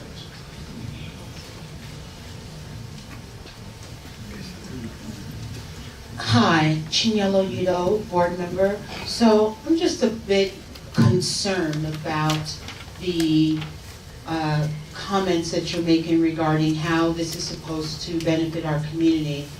You are telling us that you plan to have discussions about certain things, yet nothing has been finalized. And you're asking us to approve something without anything being finalized. So I just need you to respond to why you haven't finalized certain things and how do you expect this community board to vote for this project when things that we are asking about have not yet been finalized. You raise a very valid point. Thank you so much for asking that question. As you are aware of the ULURP process, we have to also go before the city council.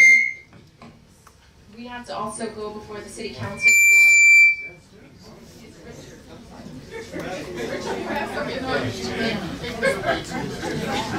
We have to also go before the city council for approval. And it is during that process that we will be meeting with Council Member Samuel regarding the details of this project as well as our community benefits.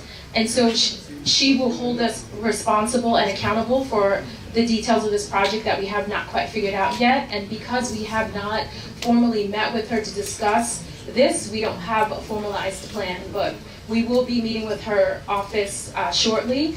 What I would say is you shouldn't, you vote on what you want to see in a proposal, so you can vote on this project, and in your vote, you can include the things that you would like to see.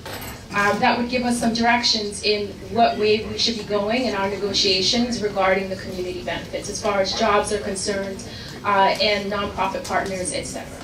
Or you could come back after you promised those. Yeah. I used to serve on this community board, and I've lived in this community a long time, so I will definitely come back. This is very personal for me, and I would not be standing here before you giving you dishonest information, which is why I am honestly saying we don't have these details ironed out yet, but we're working on it. Okay, any other board member questions?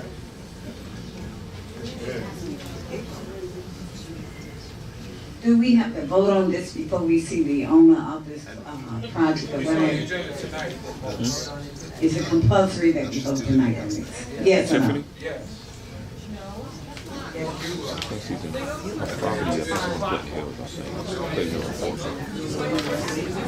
This is a ULURP action, so there's a clock. If we don't take any action, it's just going to go forward without our report.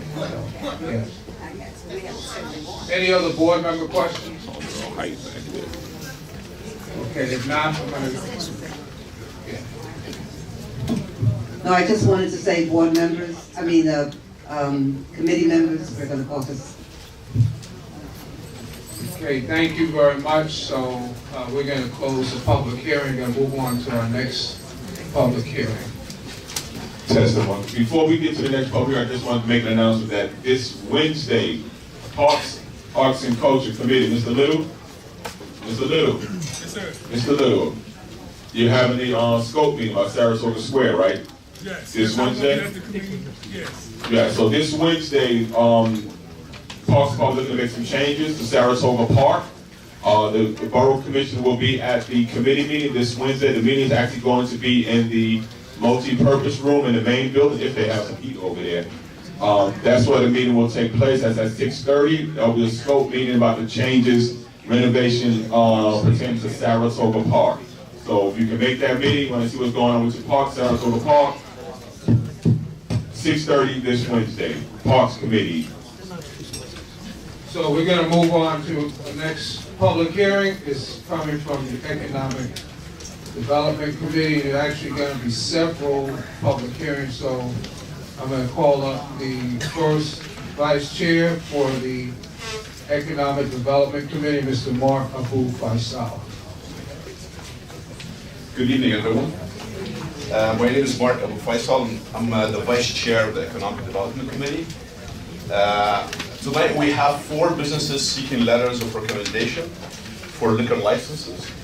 The first business is 3 Point Kings, right here. Yeah.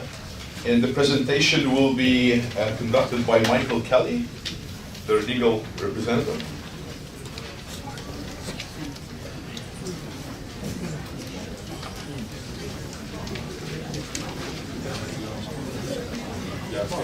What's your presentation?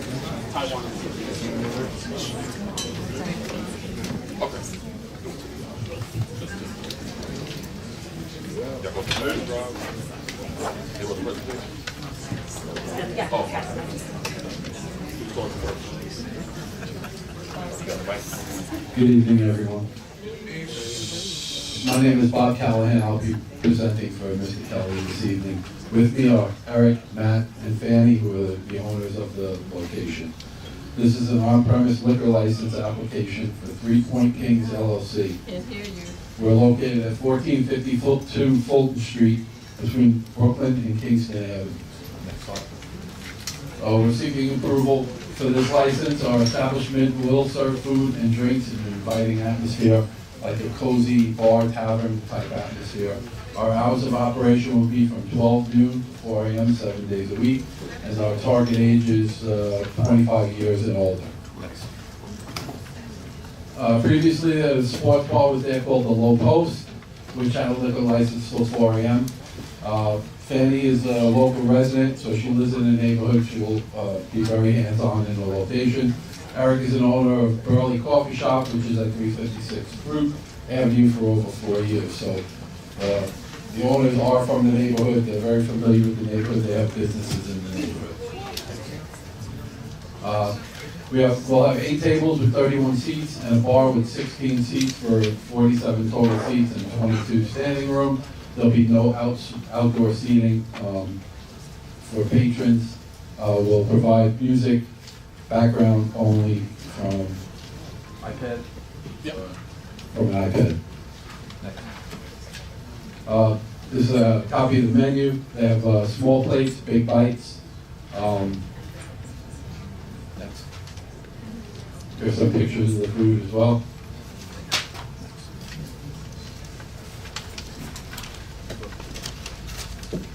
Okay, so as far as hiring, Jobs Plus was contacted. They plan to interview locally to hire people from the neighborhood, which they do in all of their businesses that they own. We've located notified the Bedford Gateway bid, and we also have a letter of approval from the bid that we brought this evening. And we also have letters from local businesses supporting us. As far as security, we're located in the 79th precinct. They've contacted the community affairs officer. We'll be scheduling an assessment from his team. They'll have security cameras inside and out. At least one security guard on the weekend. Should they need more will be hired. Next. So in summary, we believe that we'll offer a secure, cozy establishment where customers can enjoy lunch, dinner, and cocktails. We hope to contribute to the neighborhood by offering them a welcoming place for friends and neighbors to gather and connect as a community. We have submitted to the committee I think over 75 signatures for approval of this from neighborhood residents in the area. So we'll open it up to any Thank you questions. for your presentation. So we're going to start with community board member questions, and we're going to go to the public. Anybody from the community board? No board members? Okay. Members of the public? Yeah. Got one back here.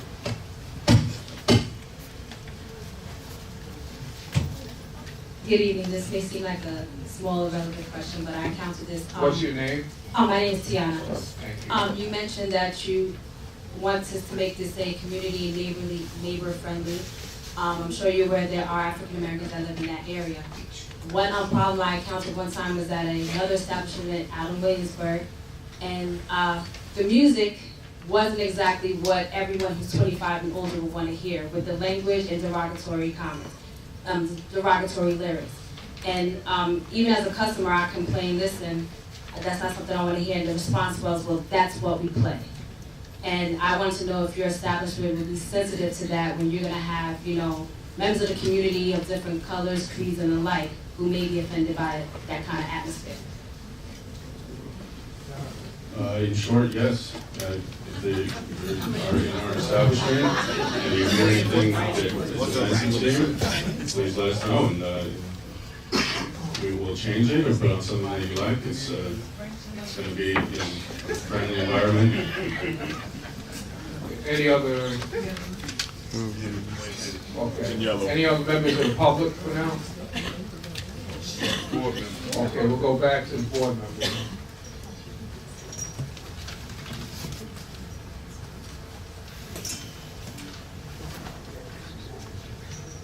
Chinyelo Udo board member. I just wanted just to be sure. So the previous establishment there had a liquor license until 4 a.m.?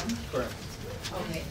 And so does this mean that if you get your liquor license until 4 a.m., you will actually be serving liquor until 4 a.m.? Normally we do a last call 3:30, like most bars. We keep security around after hours a little bit, make sure there's nobody lingering on the street, no fights, no possibilities of anything happening after hours. There's going to be security. What type of security? We work with the security team at a couple of our other spaces. They will be covering the front door at all times. We'll also have a full camera system that will record everything that goes on the street and the sidewalk, within the bar, at all times, 24/7. Yes. Good evening. My name is Naimi Yehuda. My question for you is, you more than likely have to do a survey of the area where your bar will currently be located. Within what proximity is the next bar that has a liquor license already located? And I ask that because I've returned to New York, and what I see is that there are bars everywhere. When I grew up in New York, there were liquor stores everywhere. So is this almost like the replacement of the liquor store? So there is a bar on every single corner of every block? How close do you have another place like yours within the vicinity of your establishment? There's one other bar, I believe, 3 storefronts down from us. I don't think there's any other bars within blocks. There's one other within a couple of blocks. As far as the business, there can only be 2 within 500 feet. So I believe we are that second bar that will be coming in. But bars tend to help each other out. People tend to go from one to the other. The other bar next to us isn't anything like our bar. They've been there a couple years now, I believe, as well. They've established themselves. We even got their signatures as well. They support us coming in. I hope that's not what it's going to become. I don't want it to become that either. I hope that answers your question. Any other questions? Yeah, Yes. got one right there. I got the mic in the We need the mic, hold on.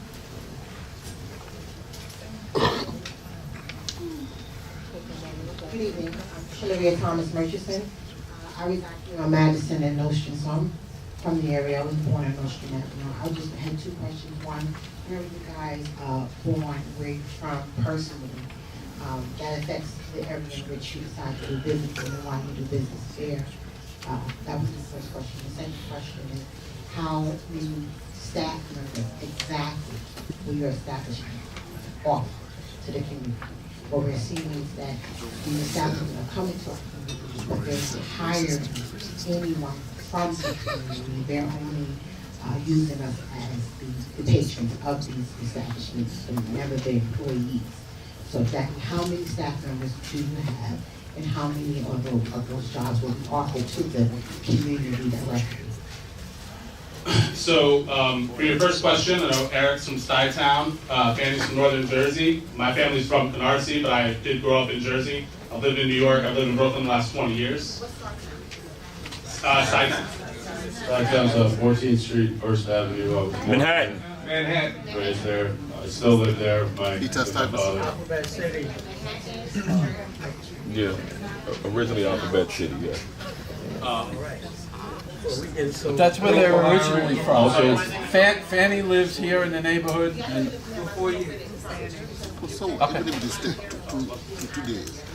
Okay, so the second part? As far as hiring within the neighborhood, we've already spoken to Jobs Plus. We'll be working with them. We'll be doing interviews for anybody within the community.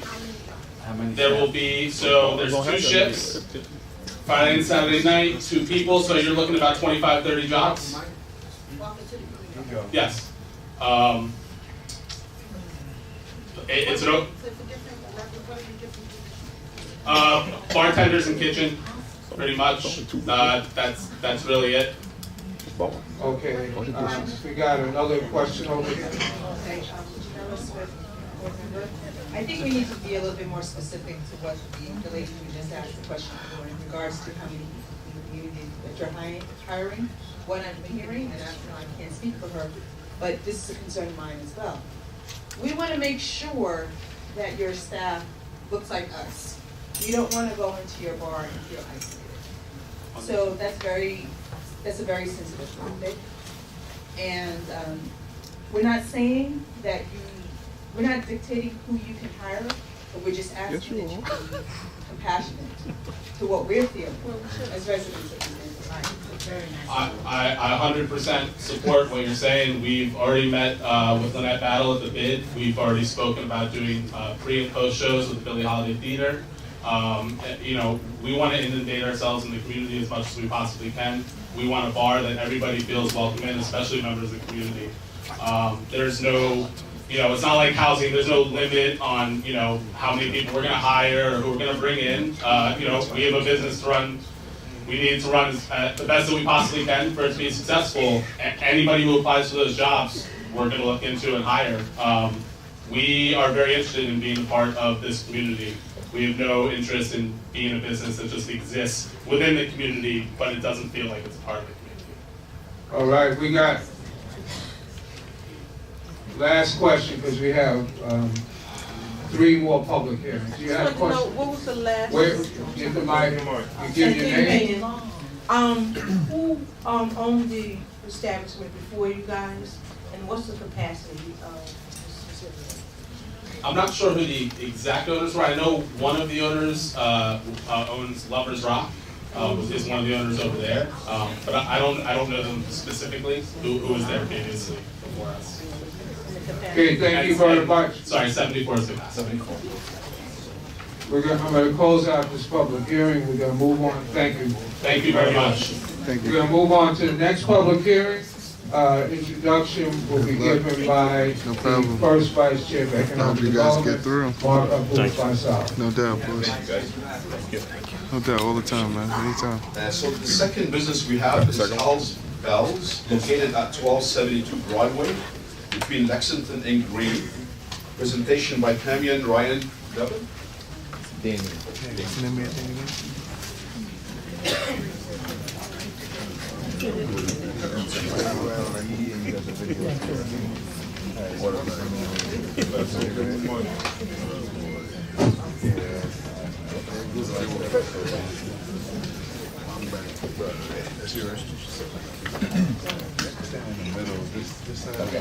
Stand over there. My name is Damian Ryan Nevin. I am a general contractor and a single dad that lives around the corner from where we're opening a bar in on Linden Street in Broadway. It's about 2 blocks away from the facility. I've been there since 2014. Previous to that, I was on Decatur. We're opening a bar, restaurant, venue at 1272 Broadway. It's going to have serve Mexican food, inexpensive Mexican food.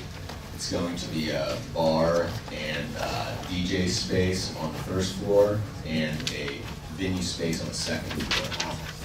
It's going to be a wide genre of music that's going to be playing there. We have already contacted the Job Corps, local Job Corps, Job Plus Restoration. We talked to Willie Sanchez there, who's going to be hiring locally. We are, I think the community board we met with already asked for a package with additional information. We've already put it together. I don't know if all the community boards here, but we're going to be passing out packets shortly. Can't hear you. Talk a little bit louder, please. This is a mood board showing the inspiration for what we're doing at the space. The cellar space is going to be a Mexican kitchen. You can see by the taco stand. Ground floor, which is this floor plan here, it's going to be the bar space. And the second floor has a stage venue space. We'll move on to the next. This is the menu. It's inexpensive Mexican food.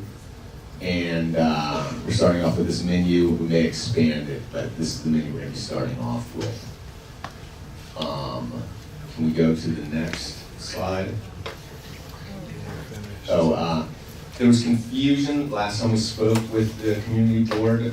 We gave them floor plans, and they had questions about the layout in egress. We made a video to clarify it, and we're gonna play it in a moment.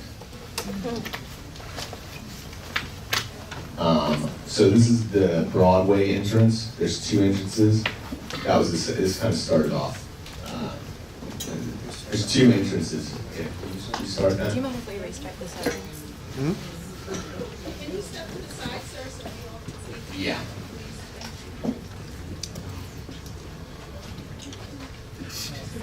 Close. Brother. That may be worse. You want to stay here, Danny. Thank you. So this is the main entrance on Broadway. This will be the main entrance here. There's a secondary entrance right next door. This is the main space on the ground floor. Goes back, there is an emergency exit in the rear that exits to Lexington. There is a sprinkler system throughout the building. There's a fire alarm system throughout the building.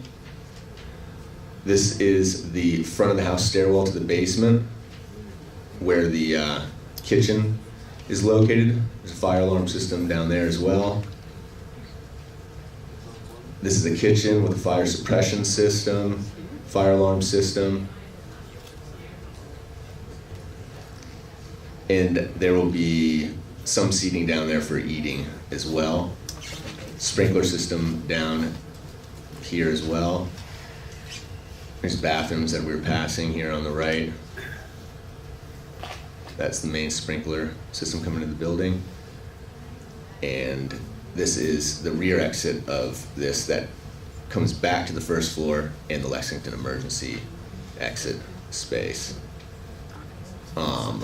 At the front of the space, which we saw earlier, is the stairwell to the second floor, where there's a venue. And so this is the space, sprinkler system on this floor as well as the fire alarm system. There's emergency exit here as well with the with the fire escape right there. And that's it for the video, just showing the layout of the space. We done with the presentation? Yeah. Okay, thank you. So we're gonna have You can go back over there then. board members, start with board members. Good evening, Keith Forrest, Home Committee Board 3. There is a rooftop. Are you planning on using that rooftop? And what about soundproof? Are you soundproof?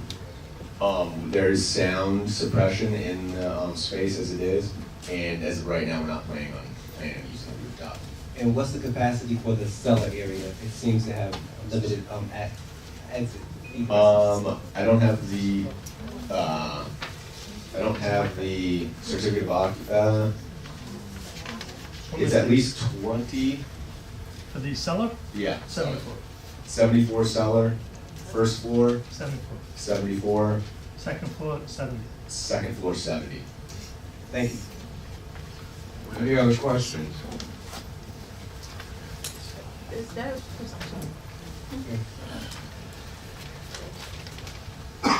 I'm sorry, is that considered, What's your name? is that considered a bar or is considered a restaurant? Because it looks like, I mean, are you gonna have cooking facilities or is Yeah. that just big food? Yeah, there's gonna be a kitchen in the basement. You can order food down there. You can eat throughout the facilities. Any other questions? Oh, yeah. Small. Bob? Yeah, possibly. You mentioned and showed a second floor with a capacity of 70, and you also talked about an entertainment venue or performance venue. Does that suggest live or other types of music and or dancing? Well, live music, dancing would be on the first floor. There'd be live music on the second floor. Okay, you got. Just wanted to know, somebody wanted to know the hours of operation. Hours of operation are 4 p.m. to 4 a.m. Also, we didn't mention we're gonna have How many days? 7 days. 4 p.m. to 4 a.m. Yes. 7 days. Yeah. It's on Broadway, which I think is the. No, I know. Yeah. We're also gonna have security 7 days a week. Anytime there's a show, security will be bumped up to minimum 2 to 3 security. There's also security cameras throughout the space and on the streets.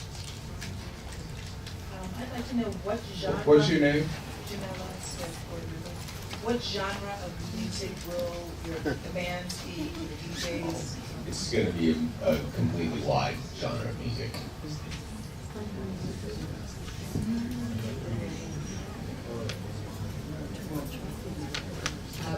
So I have the same question of you that was posed to the previous presenter about making sure that people in the community are infused into this business and employed.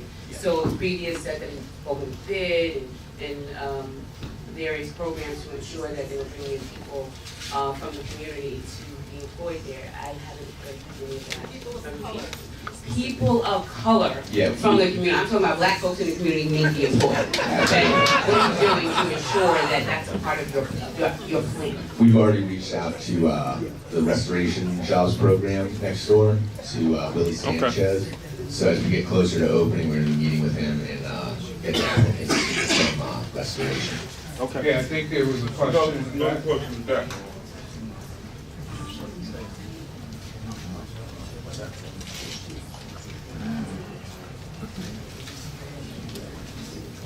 Good evening. My name is Ali Lamont. I'm just curious about a conversation we're having here. I don't hear anything about our children, planning anything for our children in this community. I hear a lot of bars. I pass by, walk past them every day. But there's nothing here for our children. Okay, this is a hearing for SLA letter of support. Are there any other questions? Thank you. Also, the space that we're in has been a bar for 18 years. Samuel Actie, the landlord, he ran it as Lucian Paradise for 15 years. And then it was ran by somebody named Ned, I think, as another bar. I'm not sure what that one was called. My name is Ryan Carr. I'm going to be the general manager. I just wanted to make one quick point about the hiring, because I'll be doing most of the hiring. It benefits us to hire within the community because the people who we would like to integrate into the space are the people in the community. So if we're hired within the community, then their friends live within the community, and we have more people in the community interacting with our spaces. So that's just, you know, we haven't started our hiring profile yet or our hiring plan, but you can be guaranteed that everyone in this place will be welcome there. And That also goes for the venue space as well. We want local artists to be performing and playing there as well. Thank you very much for your presentation. We're going to move on to the next public hearing. And we got 2 more public hearings. If you need a website or So, something, let me know, I'm gonna boss. ask, I'll give you my card. Vice Chair for Economic Development If you need Committee, a site or Mark something like that. Marcella, Yeah. introduce the next I don't got the other public hearing. But yeah, The next business we have is yeah, what's your name? located at 557 Glasson Avenue between Fulton and Lucas Place.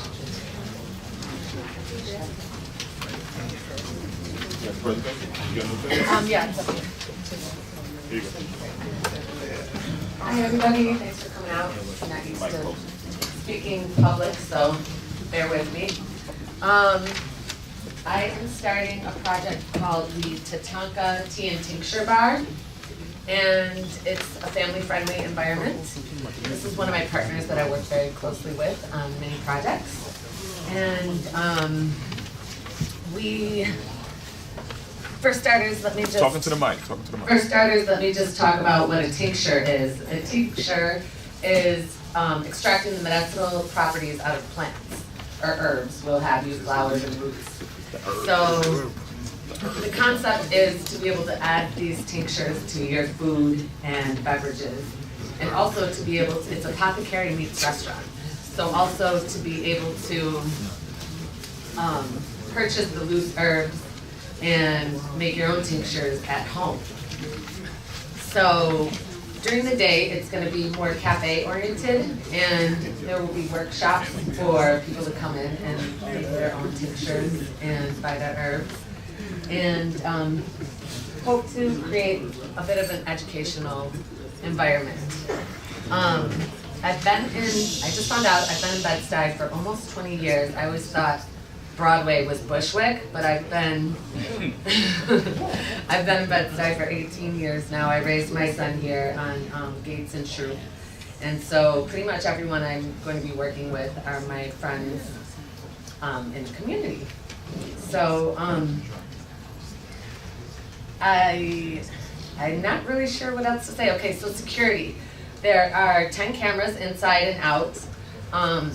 After dark, I hope to have a security guard there, inside or outside, just to make sure IDs are being checked and have a New York scanner, just to make sure everyone is of age when there are alcoholic beverages being served.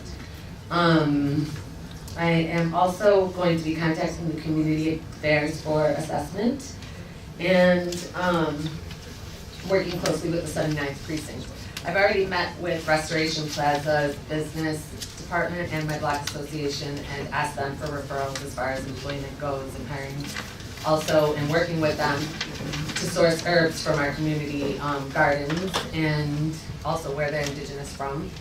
And I myself plan to be there 10 to 12 hours a day. And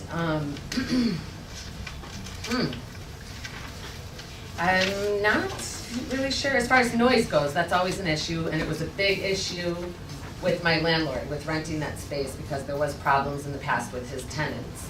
And the main goal here is to create value for the community. So with that being said, I wouldn't want to do anything disruptive. So the vibe is jazz, soca, world music. Not very loud. I want people to be able to have conversations and not have to scream, etc., etc. No outdoor seating, open till 2. I think that kind of covers a lot of the information. I'm gonna go through some of the slides. Okay, so the menu's seasonal. I will be sourcing the food from across the street. There's the Green Hill Food Co-op. And I will be installing a living wall with herbs there, not for consumption, just so people will have that kind of wellness feeling as well. We're gonna have matcha from Japan, of course. Unique craft beers, wines. I have a whiskey maker from Bedford. He couldn't be here tonight, Jason Armstrong. And you'll see him in one of the future slides. He has his own brand of whiskey that's bottled, and I guess all whiskey has to be bottled in Kentucky, but we'll be selling that here. And honey, also from New York, local honey. Ginger beer, which is one of my favorites, that's why I put up there. These are some of the herbs that are gonna be sold: rhodiola, ashwagandha, gotu-kola, skullcap, mugwort, damiana, kava. I don't know if you guys have any questions about this. We can come back to this slide probably. My experience in herbalism is coming up. Right, here we go. So about when I was young, I think I was about 18 when I moved with my uncle to San Francisco. And there was a place called Rainbow there, and they had like hundreds of loose herbs. And so that's kind of how I got into it. And then here I've worked with Arbor Vitae, which is a school in New York City, or in Manhattan I should say, that works on Ayurvedic, Chinese, like many different types of herbal remedies. Maya, she lives on Broadway, has, and I guess it's a business, it's not really public business, but she has a company called Rooted Things, where she makes a lot of different herbal products. Nathaniel Whitmore is an herbalist / forager who lives in the mountains in the Catskills, who I've worked with also. And then of course I've taken a lot of online classes as well. So here's some examples just to kind of give you an idea of the atmosphere that's gonna be in there.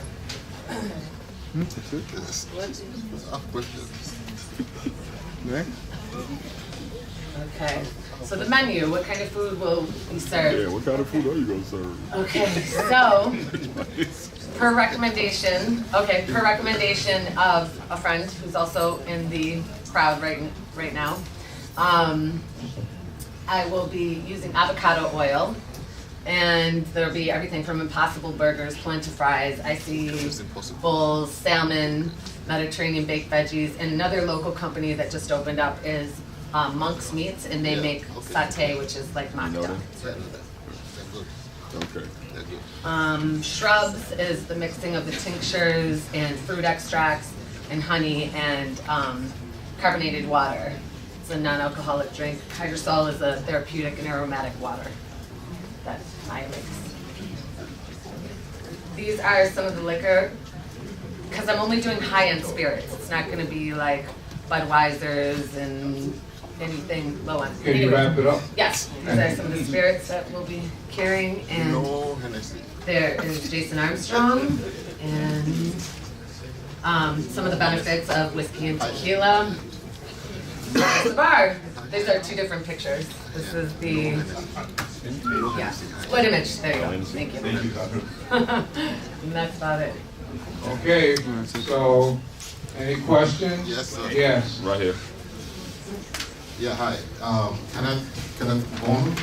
So, in your first quote, could you go back to the beginning? You called it a tea. What was it again? Tea and tincture bar. So the tea. Okay, so now you're going to be working with, like you said, different herbs. All right. So are these, what is the difference between, okay, so it's Get it out. it is, What's your question? this is not exactly a dispensary, right? No. Not at all. No, wait, hold on. Can I land, please? So this is not a dispensary, right? So the herbs that you're going to be working with, is it going to be, are we going to have herbs from local cannabis I would plants? not be able to do that. That would be against the law. Okay, so you're not going to touch it? No cannabis extract whatsoever. Okay, so these herbs are really from The garden. Yes. Yeah. And you're going to mix it with alcohol, high-end, like I said, high-end alcohol, and that's what you're going to serve. For the cocktails, yes, but there's also tons of mocktails and hydrosol and other ways you can take the herbs, but they are more easily taken up by your body when it's with alcohol, which is why they use alcohol to extract the medicinal properties. Okay, thank you. Hi, Smo Pratt, community board member. Hi, here, sorry. Hi. But that is a valid question. I mean, are we still talking about tincture of lavender oil or CBD? Because you can do CBD now. There's this eventual plan. What's CBD? Sorry, CBD meaning cannabis, a It's tincture of properties. cannabis.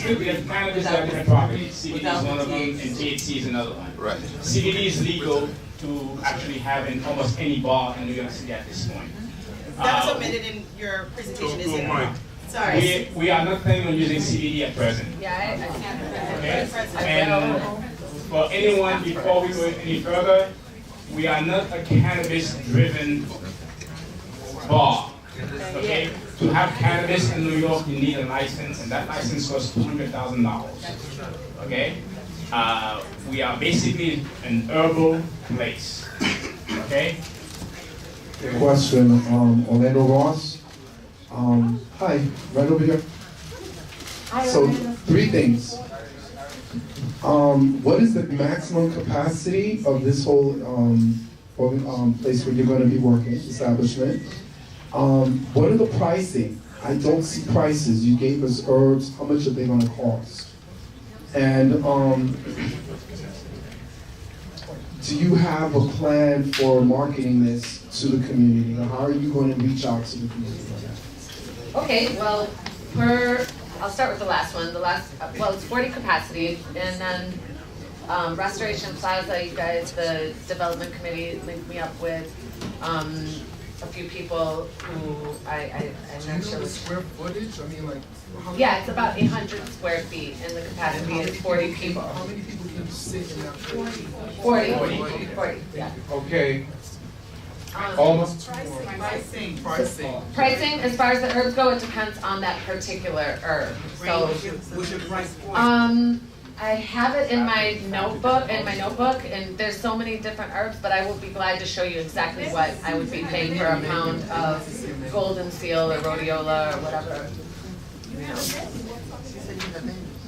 We're just trying to figure out the price. Everyone else who's presented has some type of number so we can see how it fits the community. Yours, it can be $50 or $5. We're trying to figure that out. No. It's the idea is to make it so every mother like myself, I'm a single parent, like completely single parent.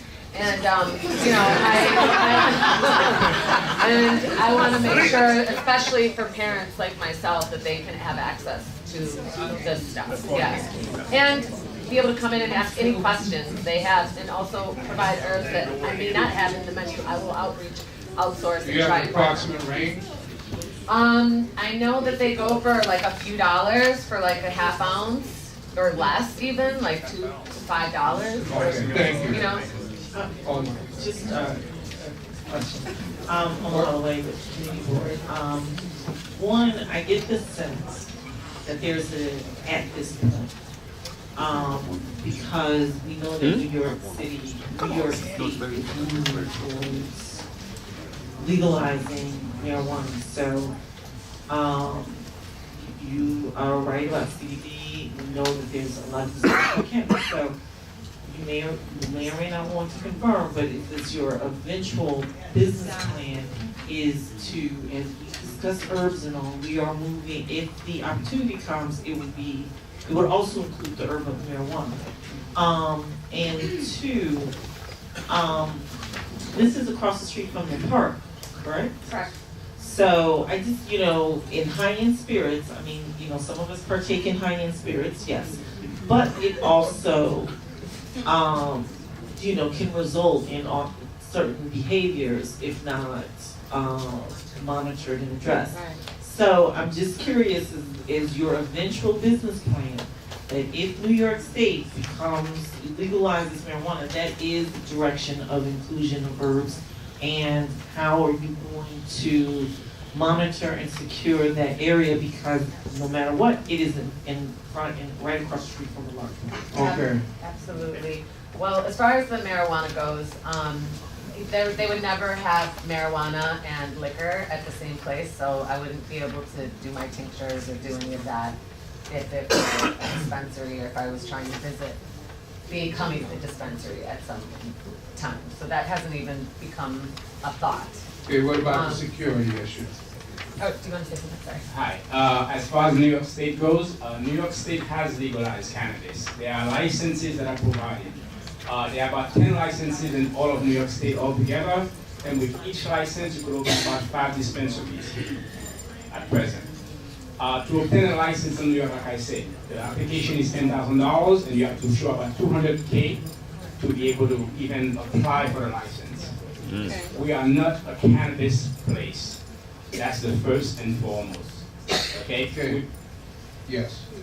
Okay, I have 2 questions. So, for those of us who like to partake in spirits every now and then, why exactly do I want herbs in my Hennessy? I'm trying to understand. No Henny. No Henny. No Henny. For in the high-end drinks, putting the herbs or stuff in the drink, like, is it giving you a different high? Is it going to cure something? Is it going to make me feel even better than regularly? Yeah, it depends on which herb you choose, of course, but it's totally at your preference. You don't have to come there and get a tincture added to your drink, but that's what makes this place unique, is that you have that opportunity or option. Is what I'm saying. It just doesn't seem like it's marketed towards this community. I'm just like, we'll go in and have our cocktails, but I think that's a whole different for the people coming in for herbs and drinks. But my second question is, either one of them Native American? Because the Tonka thing is a little confusing. I mean, I know that's from the colonial language for Sioux. And yes, my grandmother was. Okay. No, I'm not. I'm not. All right, we got a couple of questions. Back. But it also means Over here. Good. Yeah, hello. So I know you said some of the herbs. What's your name, sir? My name is Jerome. I know you said some of the herbs would be sourced locally, some from, I don't know, Green Hill Co-op. I was wondering, are you also sourcing from like local growers or community gardens? Is it coming from like Grown by Seed or farmers markets, or so where's it sourced from? I'm really lucky because the Black Association that I'm with, they have an extensive community garden, so I hope to ideally be able to source from them as much as possible. And then herbs that can't be grown here in New York, obviously we'll have to go to their indigenous places, whether that be India or China or wherever that is, and get them from an organic source. But ideally, we'd love to do as much within the community as possible as far as sourcing goes. Okay. Yeah, question. Hi, my name's Carrie, local resident. It was, people keep asking about the herbs, and I think you had a slide there that showed the different types of herbs. Yeah. And also, I wanted to know, are the herbs really specifically for the alcoholic drinks, or it sounded like they were more for, you can get them in your food and the matcha teas and those other things. Exactly. Not, the focus of the tinctures doesn't seem like it's specifically for the drinks. Like any restaurant that you go and you can have food and drinks as well. Yeah. Okay, we got a question over here. And to see the list of the herbs. Hi.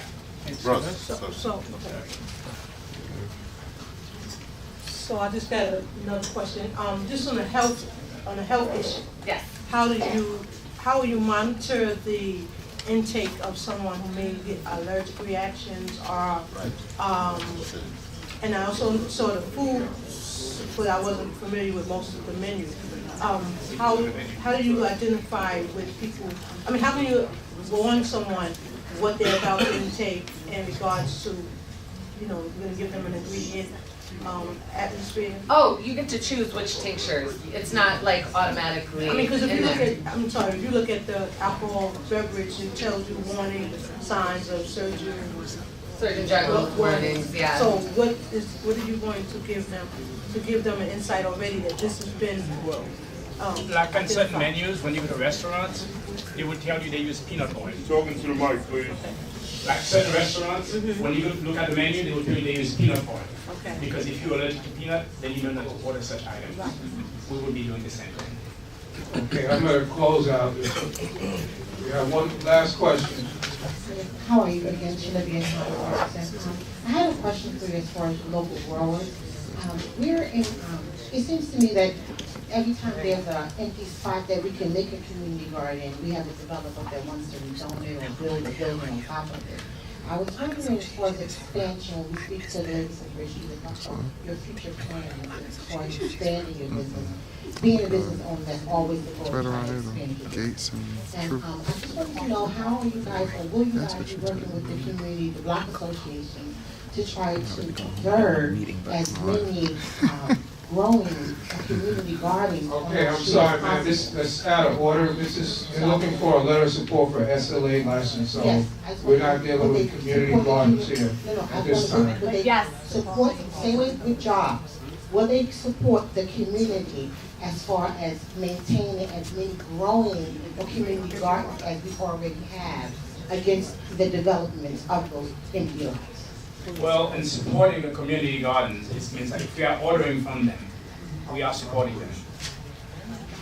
And could you just briefly tell us your hours of operation? What are your hours of operation? For starters, I'm gonna start opening at 7 because in my past experience in restaurant and cafe and baristaing and all that, there's a lot of people that in the morning want to come and get coffee, but you know, now that teas and everything, yeah, exactly. So anyways, till 2 a.m. is the cap, and you know, maybe earlier depending on, you know, how it works out. I just want some flexibility. So I'm going to close out the public hearing. We have one more public hearing. Thank you. Thank you. Thank you so much. The last public hearing is going to be introduced by the Vice Chair of the Economic Development Committee, Mark Abu Faisal. Thank you, Richard. Thank you.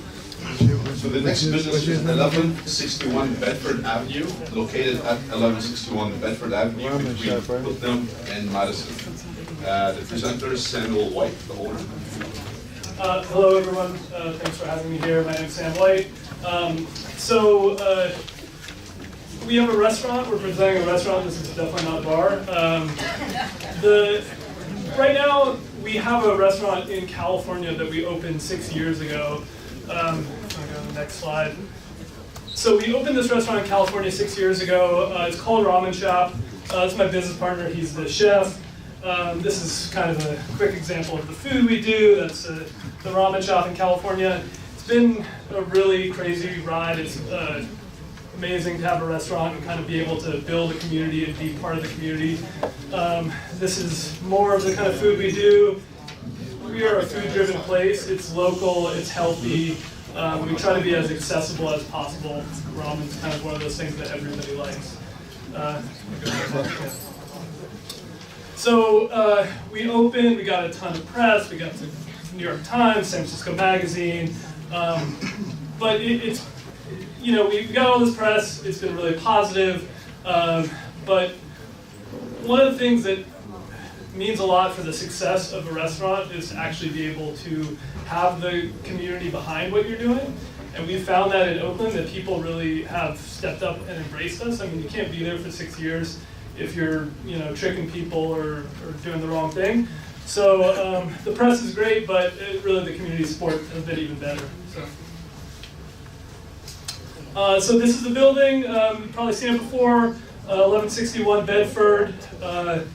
Owner operated. I'm going to be one of the owners. I'm going to be living there and that third floor, so if anybody wants to come reach me, I'm going to be accessible. I haven't ever done that, but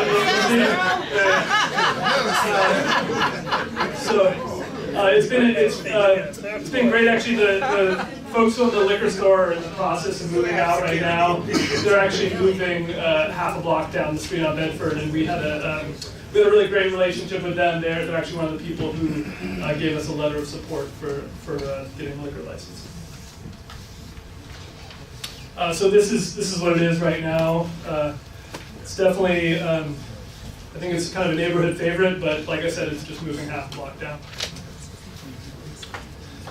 This is the current design of the restaurant. That's Bedford Avenue down there. So kind of entrance and the bar and kitchen are integrated. There's about 69 seats. It's a full service restaurant, which means waiters, which means there's a host that's going to seat people, there's menus. So it's not fast casual. It's definitely a place to come hang out, eat some food. Yeah, full service. There was kind of talk about stuff before about what we offer. We do senior discounts, military discounts. We really like to be a place that people come celebrate their birthdays. It's definitely a place to kind of gather and party and feed everybody. Big plates of fried rice, that kind of stuff. A ton of vegetarian, vegan options, and definitely for the first couple hours of service, kids, strollers. You see a lot of families come in. It's kind of a quick, easy way to feed kids. Working with the Jobs Plus program, which we've already reached out to them. I think the Jobs Plus program is great. It seems really important.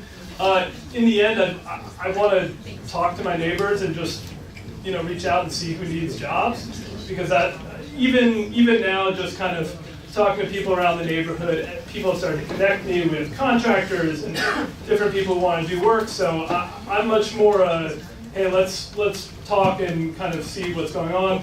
And I know there are a lot of people in the neighborhood who have been living there a long time. Go to the next one there. Next slide. Here's a sample menu.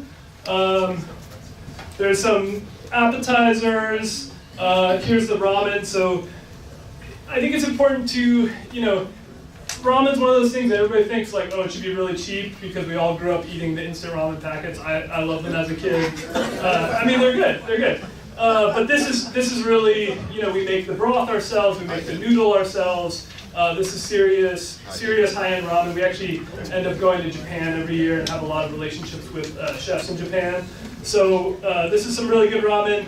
$16.50 for an entree at a restaurant is a pretty good price. You have one bowl of ramen, you're going to be full. So, yeah. Here are the hours. We're going to do midnight most of the week, and then Friday and Saturday will be open until 2. So yeah, we look forward to becoming a part of the Bed-Stuy community. Okay. Any questions? Yes.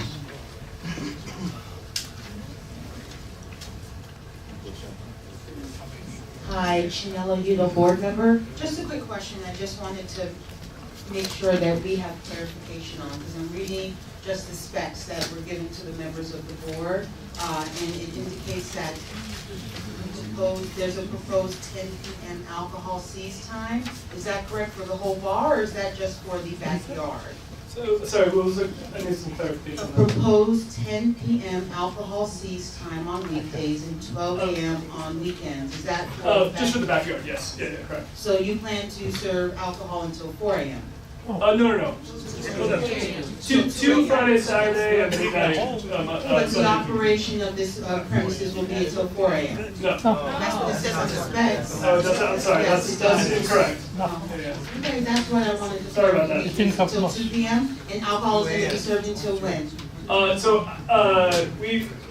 The liquor license we would hope for is Friday, Saturday until 2, and then midnight on the weekdays. Yeah, again, we're a restaurant. I used to work at a bar in the East Village, and honestly, between 2 and 4, it's not a great time. nothing good happens then. Any other questions?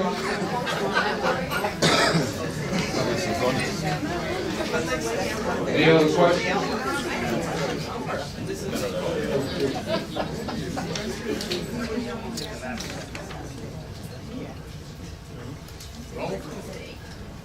Okay, when we met with you at the EDC meeting, you were supposed to reach out to the mosque across the street, and then also there's a church across the street as well. So were you able to reach out to them? So I reached out to the mosque. I pretty heavily documented all the times I reached out. I went over there in person many times. I got the imam's number. I've called him, I've texted him. I haven't been able to get a response, but it should be in that packet. It's the kind of documenting all my attempts. It's one of those things that I would love to have the conversation. I feel really proud of what we do, and I just don't know why he's not I getting think back. the district manager has something else. He was making a very strong attempt. I was on the email chains that he consistently sent over to the mosque, and I believe one of you actually did reach someone, and you had an appointment, but the imam did not show up. So it's a very extensive email chain of him trying to reach out. He kept us updated. Where's the entrance to the mosque? That's the other issue. It's around the corner on Madison. It's actually on Madison. Okay, so the way the SLA measures things, it's supposed, if it's on the same street within 200 feet, Right. then, So that building across the street is a non-exclusive building. So there's a lot of restaurants and stores in there. So it's not a solitary. okay, I think we may have somebody from the mosque here too. Is there a mic back there? Yeah. Yes, please. I'm Mary Little, Chair of Parks, Arts, and Culture. As I spoke to you earlier today, I worship here at the mosque across the street. Even though the entrance is on top, Madison, but directly across the street there's a school over there. Right. That's out at 3 o'clock. So I spoke to the EVAM. He's supposed to get back with me. But did you reach anybody about the school?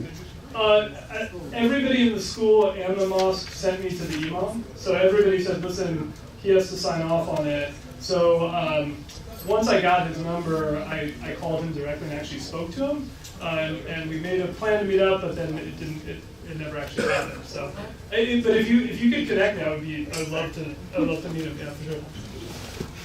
Okay, any other questions? Yeah, you got one right there. Right there, Mark. Right there. Go back. No, I just want to clarify. I thought that you said that. What's your name? It's Steve Rogers. I'm sorry. The store opens at 5. The restaurant opens at 5 p.m. after school hours, right? Correct. Okay, non-issue.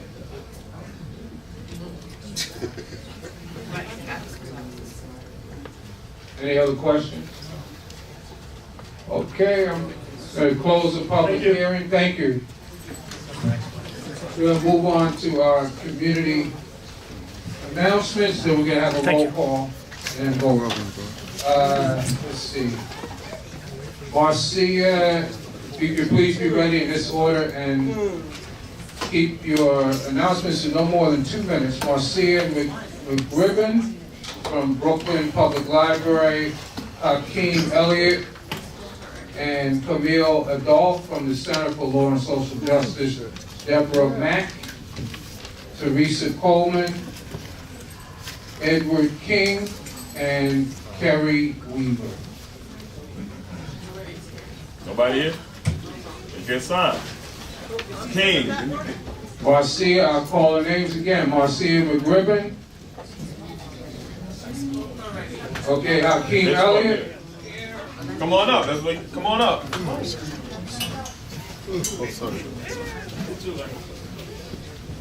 Hi, good evening, everyone. My name is Hakeem Elliott. This is my partner, Camille Adolph. We're from the Center for Law and Social Justice at Medgar Evers College. So just by a show of hands, who cares about their community getting more resources? All right. Who cares about their schools getting more resources? Who cares about better public transportation? All right. Well, the census encompasses all those things. The census collects data from your area and then uses that data to allocate resources. Our goal is to have a complete count of people of African descendants in New York to fill out the 2010 census, which is right around the corner. Historically, communities of African descendants have been marginalized and undercounted in the census, resulting in things that we obviously know of: underfunded schools, hospitals, high unemployment rates. So our goal is to solve that problem. So what are we asking from you? You're all community leaders, and we're asking that you not only fill out the census form, but that you raise awareness by becoming members of the New York City Black Leadership Advisory Coalition for Census 2020. The coalition, also known as Knit Black, aims to educate communities of African descent on the role of the census in distributing these fundamental resources. We aim to have full representation of our communities, and we cannot do that without your help.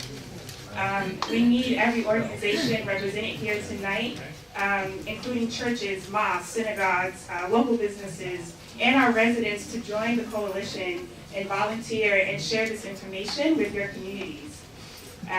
Throughout the month of February, we will be hosting focus groups about the census, and we would love to have our communities represented. So if you are interested, please check out the flyer. We have some outside. It's a paid opportunity. There will be dinner served. And you can really just come out and learn about the census and share your opinions.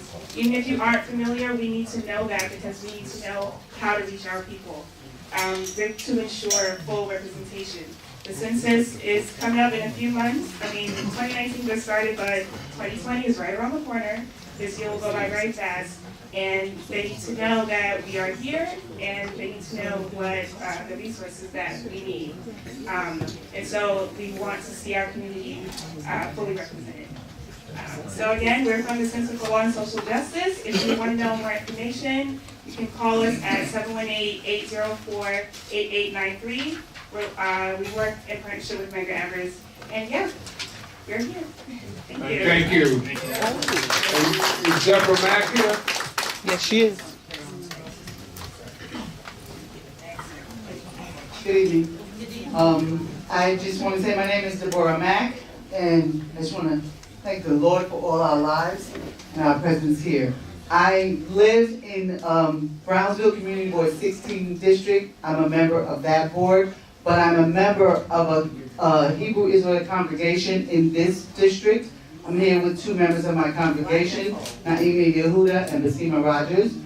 And in 2017, we suffered a very devastating fire of our temple. Some of you may have been aware of it. It was located on the corner of Patchen and Green. We were in need of doing some work. We hired a local contractor who basically burned our building down. So we are in the process of rebuilding. For the past year, we've been going through various processes to just take care of some paperwork and different things we need to do. So we're in the process of interviewing contractors, developers, and the like. So we have been coming intermittently throughout the years to the board, to the meetings, and we will be coming because we will need your help and your support in rebuilding our temple. So we are going to be here present each month because we're learning things that we need to do, things that you won't abide by, just so we know that we can rebuild. It is our aim to definitely rebuild. We're right across the street from a church, and we've supported each other tremendously throughout the years. We've been in that location over 50 years. The temple is over 100 years, and we've owned that building. We had the building, no mortgage, we owned it outright for the past 50 years. Some of our rabbi was born and raised in that building. So again, we just wanted to introduce ourselves to you, to the board, in the community, and let you know that we will be here and we may be coming back for support, whether it's letters or recommendations, things that we need to help us rebuild so that we can stay within the community. Thank you. Thank you. Teresa Coleman here. Teresa Coleman. Okay, Edward King. All right. Good evening, everyone. My name is Edward King. I'm an attorney. I've been an attorney for over 35 years. I'm running for the Civil Court of the City of New York as a judge, and I'm running countywide. That means I'm running for all of Brooklyn. The reason, first of all, I'd like to thank you for taking out the time. I thank the community board for allowing me to speak. I thank you folks for coming out because it shows you really care about our community. And I say our community because I've been living in this community for almost like 25 years. I used to have a local office right here on Putnam Avenue until I was able to get an office closer to downtown Brooklyn. The civil court is a court where you handle disputes of $25,000 or less, the landlord and tenant, and you also handle small claim actions of $5,000 or less. That court is a court, it's called the People's Court. And the reason they call it the People's Court is because most of the people that come there don't have lawyers. And what happens is you end up before a judge, and mostly in Bedford, Stuyvesant, you have people who have like 1 to 4 family houses, and they usually have landlord and tenant problems, either through the tenant or through the landlord. And when you go down there, you don't have a lawyer, you end up in front of a judge. And what you need from that judge is someone who has the sensitivity, the knowledge, the experience, and the, what I call the maturity to hear your case, because you want to make a presentation, and most people, they get scared, and they get intimidated. Whether you're a tenant, you get intimidated by the landlord's attorneys. If you're a landlord, you're afraid that you're going to get lost in the sauce. So you want somebody there who has that sensitivity, who understands. I understand because I've been there. I have the knowledge. Just to let you know my background a little bit. I have been was a law clerk to a civil court judge for over 6 years, a law secretary to a Supreme Court justice. I've had my own private practice where I've had 1,000 cases, both large and small. And I have the experience in all these different areas. And also I have the maturity. When I say what I mean by maturity is that another part of my background is that I was in the military. I was a military policeman for many years. Why that's important is because it allows me to understand when somebody's telling the truth or not. And I'm able to make that basically that determination as a listener. Thank you, Judge King. Oh, sorry. That was great. So right now I have my little cards here, so you'll see it. All right. All right. These are my cards out here. They're on top of the table. I thank the community board for the presentation. Thank you very much. Terry Weaver.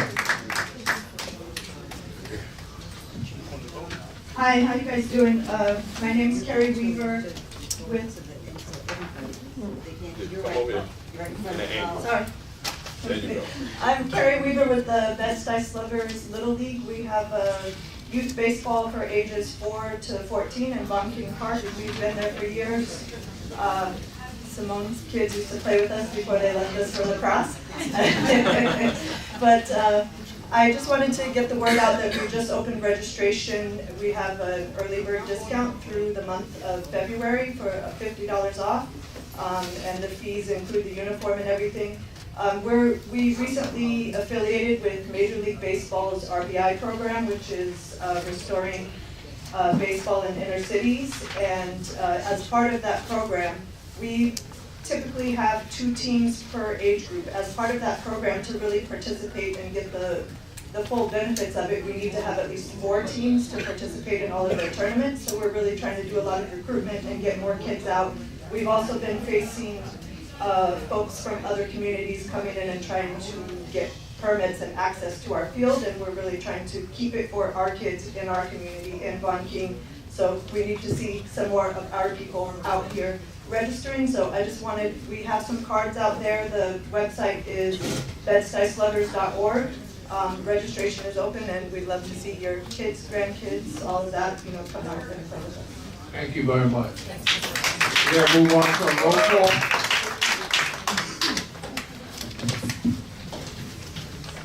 Good evening.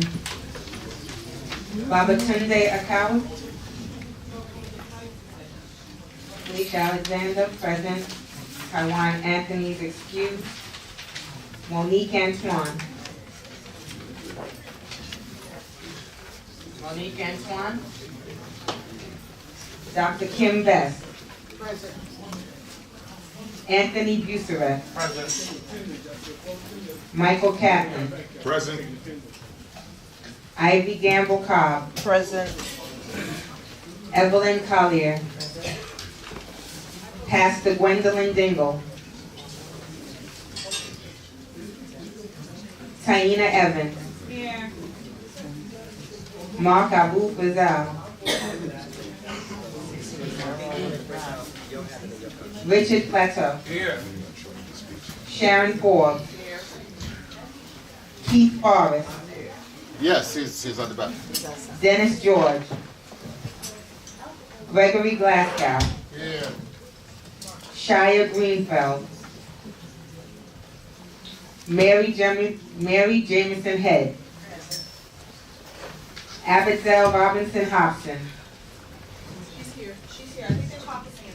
Here. Omar Holloway. Here. Everett Hughes. Therese Iriarte. Edna Johnson. Dr. Carlene Johnson. Present. Dr. Deborah Lamb. Marion Little. Here. Dionisio Liz. Here. Hardy Joe Long. Dovey Matthews. Present. Kenneth Mbonu. Here. Ellen Miller. Here. Eldika Murray. Melissa Plowden Norman. Present. Kwaku Payton. Santina Payton. Here. Simone Pratt. Here. C. Doris Penn. Karen Rao. Here. Carolyn Richburg.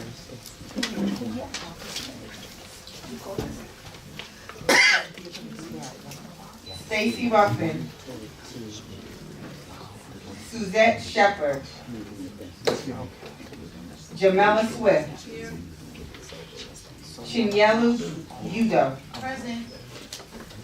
Reverend Dr. Robert Waterman. Present.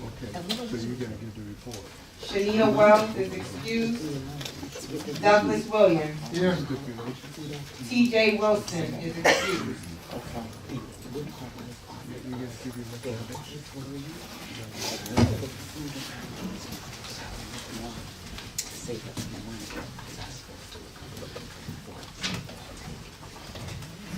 We're going to move to our committee updates and resolutions while the acting secretaries checking roll for form, but I believe we're on form.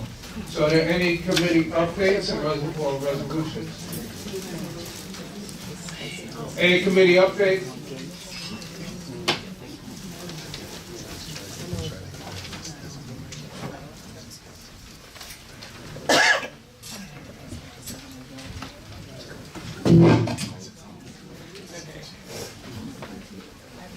Hi. Hello? Hi. Okay, the Education and Youth Committee will meet on Tuesday, February 12th, instead of Thursday, February 14th. We'll meet at 7 p.m. and it will be at Councilmember Cornegie's conference room, right on this floor, to your left if you go outside. So please, if you want to attend the Education and Youth Committee, it is held on the 12th, not the 14th at 7 p.m. Thank you. Any other committee updates? Okay, we have a quorum of 33 present, 15 absent. So we're going to move on to action on the public hearing. So first item will be on Merit Capital Corporation. So recommendation or report will be given by the chair of the Housing and Land Use Committee, Doris Penn.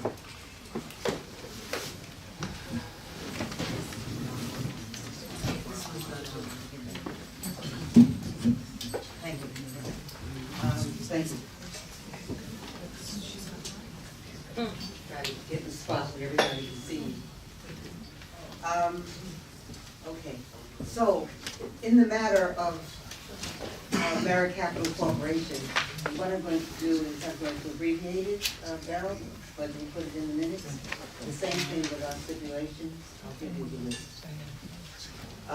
Seeking a letter of support pursuant to section 197C and 201 of the New York City Charter for the amendment of the zoning map section number 17A. Merit Capital representatives met with the committee on 2 occasions. So the committee met twice with them, and then the committee met today after the public hearing. They reviewed the application.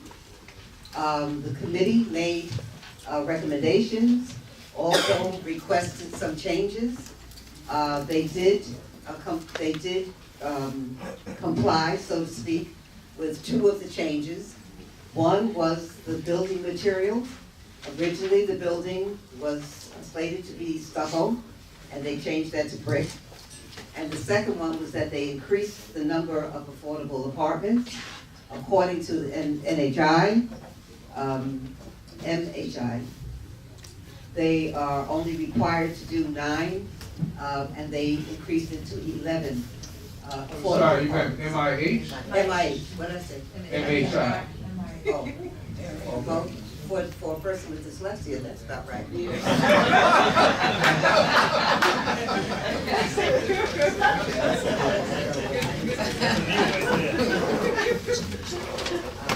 Okay, there were a few other issues that were discussed that have not been resolved as of yet.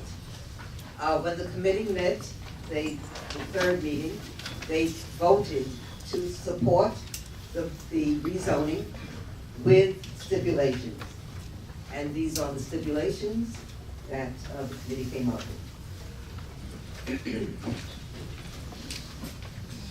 The first one is that we use the option 1 as opposed to option 2. So they just explained. Option 2 is what they presented, which was affordability up to 80% of the Yes. AMI. Area. Right. The AMI. We are suggesting option 1, which is affordability no greater than 60% of AMI. The second one is a covenant restricting the maximum height to 65 feet. That's what they presented. But with the zoning, there is a possibility that it could be built higher on that block, up to 90 feet. And so we are asking for a covenant restricting the maximum height to 65 feet on all 3 lots, for the entire block, not just for this project. Third is to include a commercial tenant use that meets the needs of the community. 4, that they utilize MWBE contractors, subcontractors, property managers, and design professionals. 5, that they utilize environmentally and sustainable building techniques and materials. And 6, that they appoint a community not-for-profit organization to do the marketing for the project. These stipulations apply to the entire rezoning area, not just to this project. You're presenting this to them now? They didn't agree to this just yet? No, these are our stipulations. This is a ULURP. And with this ULURP, what it is that we approve, we disapprove, we approve with stipulations, we disapprove with stipulations. But can they say We will send this in, we will send this in with our recommendations. Now let me just quickly, with the ULURP process. After we have our public hearing and we vote, all of this goes on to the borough president's office. They already had their public hearing. And I should have mentioned that we met with the chair of the land use committee of the borough president's office and also with the council person. This will go on to them. We are aware that they are in agreement with the Borough President's office, that they are in agreement with a lot of our stipulations. They will combine it with their own, so now we will end up with ours, theirs, which will be on one page. When I say one page, on the same page. And then we will send it on, it will go on, the next step is that it will go on to city planning. City planning will go through the process, and there is the opportunity in city planning where some of this can be implemented, that things can be changed.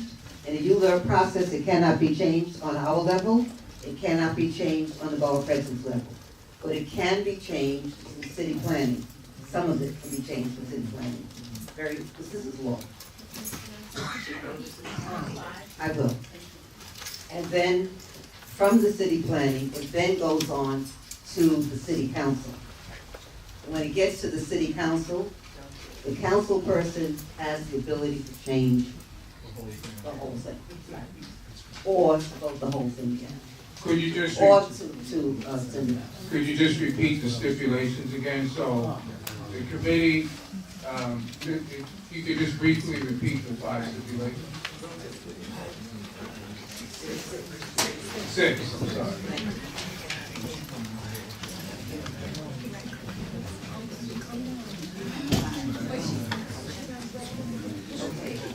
The MIH option 1 is our first stipulation. The second is a covenant restricting the maximum height to 65 feet. The third is to include a commercial tenant use that meets the needs of the community. 4, that they utilize MWBE contractors, subcontractors, property managers, design professionals. 5, utilize environmentally and sustainable building techniques and materials. 6, that they appoint community not-for-profit partners for the marketing of this project. Thank you. So you heard the recommendation from the chair of the Land Use Committee to support the rezoning with those 6 stipulations. Is there a motion? I so move. Moved by Edmund Johnson, seconded by Mary Jefferson Head. Any discussion on the motion? Yes. I don't have a mic, Could you- but you can hear me anyway. No, you gotta use the mic, because she's gotta get it into the minutes. And if you can give your name.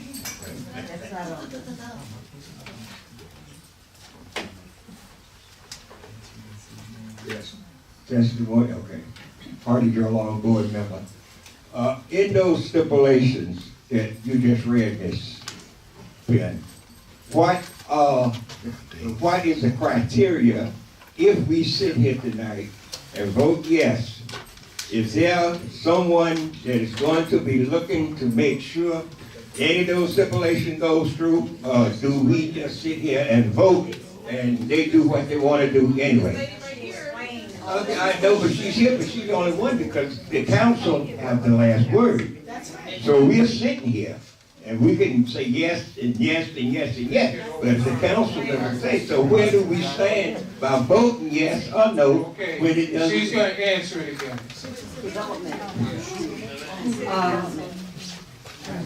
Yes, the city council has the last word, but what it is that we do is that we coordinate with the other entities along the way so that we have an understanding and we have an agreement to some degree on some of these things. And so when it gets to the city council, and we have met with the city council person and we have discussed it, then the city council person then has the ability to pass on what we are suggesting or not. Okay, any other questions on the motion? Okay, if not, I'm going to call the question. We'll have the vote. Babatunde Coward. Alicia Alexander, yes.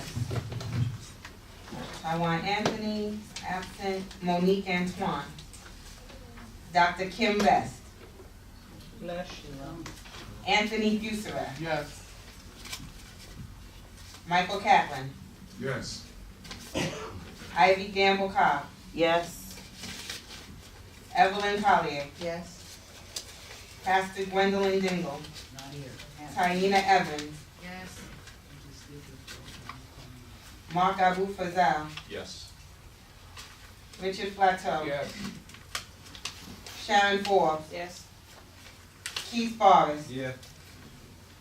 Dennis George. Gregory Glasgow. Yes.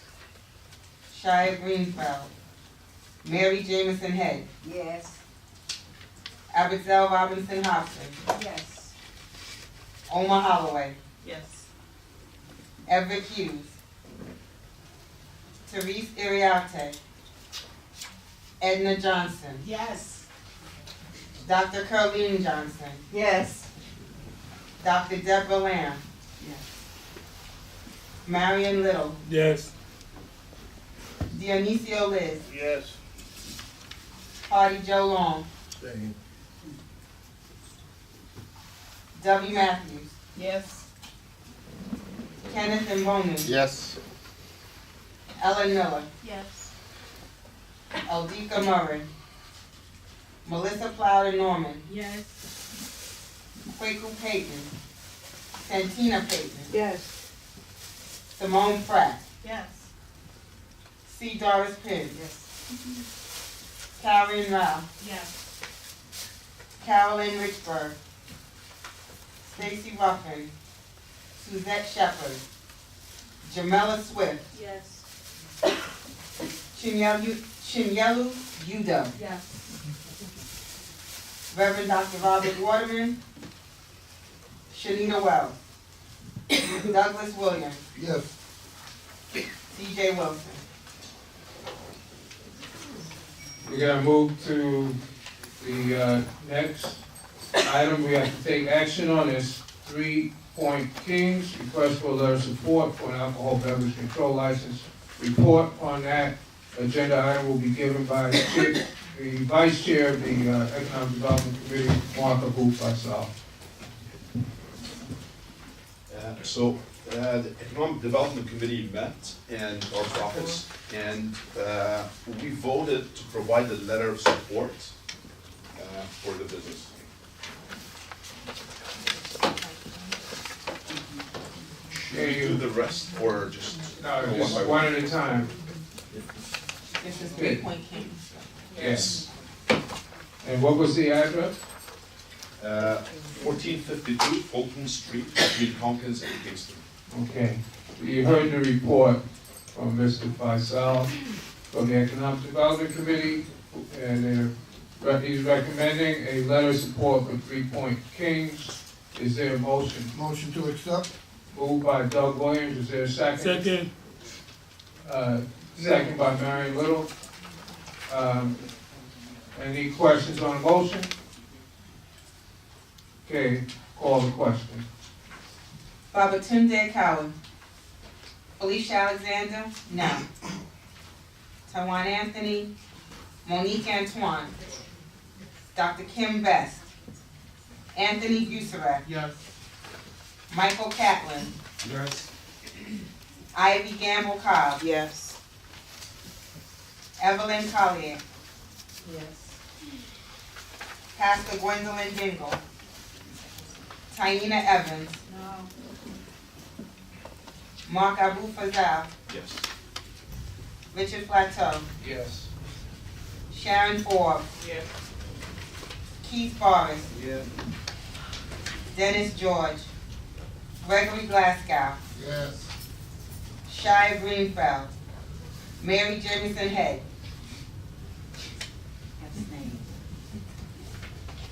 Abigail Robinson Hobson? Yes. Omar Holloway? Yes. Everett Hughes? Therese Iriarte? Edna Johnson? Dr. Curleen Johnson? Yes. Dr. Deborah Lamb? Yes. Marion Little? Yes. Dionisio Liz? Yes. Hardy Joe Long? No. W. Matthews? Yes. Kenneth Mbonu? Yes. Ellen Miller, Yes. Eldika Murray, Melissa Plowden Norman, Yes. Kwaku Payton, Santina Payton, No. Simone Pratt, Yes. C. Doris Penn, Karen Rao, Yes. Carolyn Richburg, Stacy Ruffin, Suzette Shepherd, Jamela Swift, Yes. Chinyelu Udo, Yes. Reverend Dr. Robert Waterman, Shanita Wells, Douglas Williams, Yes. T.J. Wilson. Okay, we can have a report on Hell's Bell, DBA The Broadway, be given by Mark Booth South, Vice Chair of the Economic Development Committee. So we also met and discussed Hell's Bells, and we voted to provide a letter of support for Hell's Bells, located at 1272 Broadway between Lexington and Green. Okay, members, you heard the report for a letter of support for Hell's Bell, DBA Broadway. Is there a motion? Motion to accept? Motion to accept for letter of support. Second, moved by Doug Williams, seconded by Gregory Glasgow. Any discussion on the motion? Okay, call the question. Babatunde Coward, Felicia Alexander, no. Taiwan Anthony, Monique Antoine, Dr. Kim Best, Anthony Busseret, Yes. Michael Catlin, Yes. Ivy Gamble Cobb, Yes. Evelyn Collier, Yes. Pastor Gwendolyn Dingle, Taina Evans, Mark Abu Fazal, Yes? Richard Plateau, Yes. Sharon Forbes, Yes. Keith Forrest, Yeah. Dennis George, Gregory Glasgow, Yes. Shia Greenfeld, Mary Jemison Head, No. Abigail Robinson Hobson, Yes. Omar Holloway, Yes. Everett Hughes, Therese Iriarte, Edna Johnson, Dr. Curleen Johnson, Yes. Dr. Deborah Lamb, Yes. Marion Little, Yes. Dionisio Liz, Hardy Joe Long, No. Dubby Matthews, Yes. Kenneth Mbonu, Yes. Ellen Miller, Yes. Eldika Murray, Melissa Plowden Norman, No. Kwaku Payton, Santina Payton, No. Simone Pratt, Yes. C. Doris Penn, Karen Rao, Yes. Carolyn Richburg, Stacy Ruffin, Suzette Shepherd, Jamela Swift, Yes. Chinyelu Udo, Yes. Reverend Dr. Robert Waterman, Shanita Wells, Douglas Williams. What was the question again?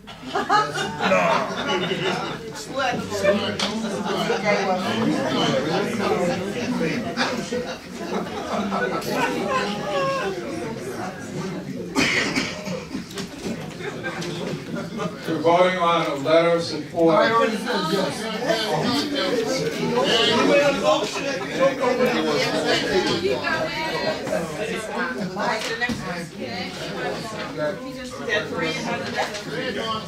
Okay, last, actually, got two more. KO8 LLC DBA Tonka Tea and Tincture Bar. A recommendation will be given by the Vice Chair of the Economic Development Committee, Mark Faisal. So we voted to provide a letter of support with stipulation that a disclaimer is posted at the bar highlighting the risk associated with the herbs served.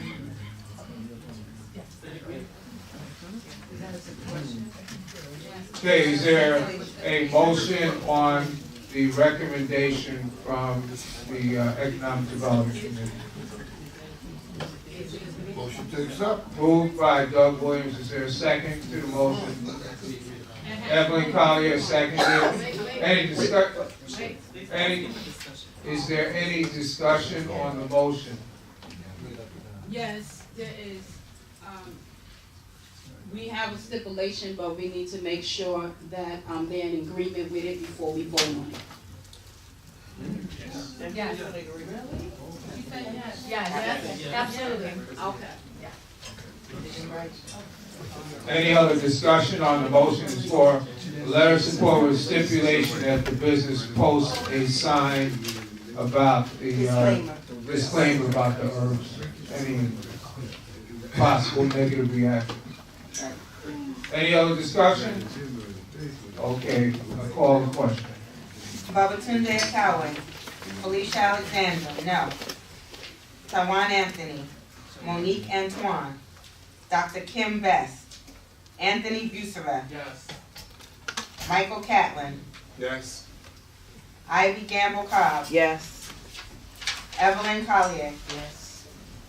Pastor Gwendolyn Dingle. Taina Evans. Yes. Mark Abu Fazal. Yes. Richard Plateau. Yes.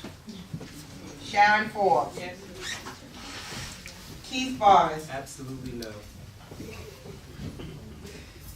Dennis George. Gregory Glasgow. Yes. Shia Greenfeld. Mary Jemison Head. Abigail Robinson Hobson. Yes. Omar Holloway. No. Everett Hughes. Therese Iriarte. Edna Johnson. Dr. Curleen Johnson. Yes. Dr. Deborah Lamb. Yes.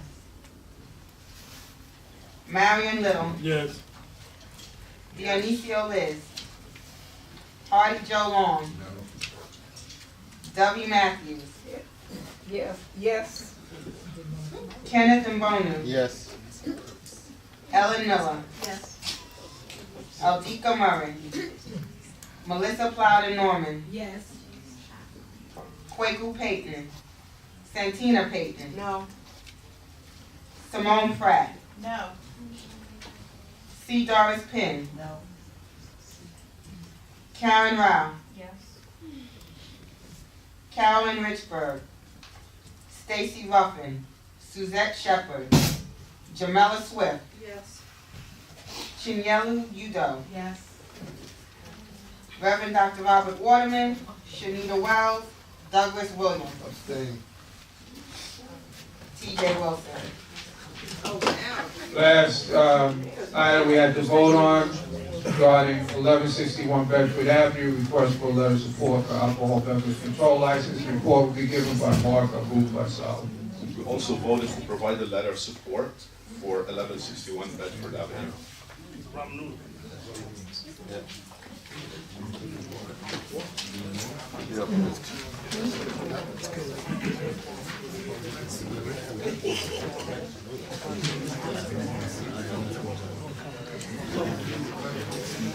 Is there a motion on the recommendation?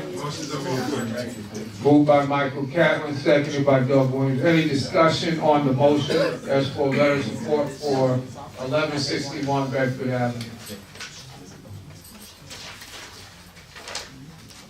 If there being no discussion, I will call the question.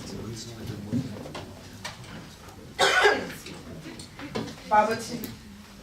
I'm just curious, because I'm sorry if I may have missed this. Give it a mic, please. The location is more than 500 feet from the Muslim school across the street, correct? Where it's going to be located as a liquor license, there is a Muslim school directly across the street. Actually, there's a 200-foot rule for 200? a house of worship or a school. So, you want to answer that, Mark? It was answered. Yes. Well, I don't think anybody heard. Okay, so the hours are 5 o'clock, and the school, I think it closes at 3. Okay. Babatunde Akawe. Felicia Alexander, no. Tawan Anthony. Monique Antoine. Dr. Kim Best.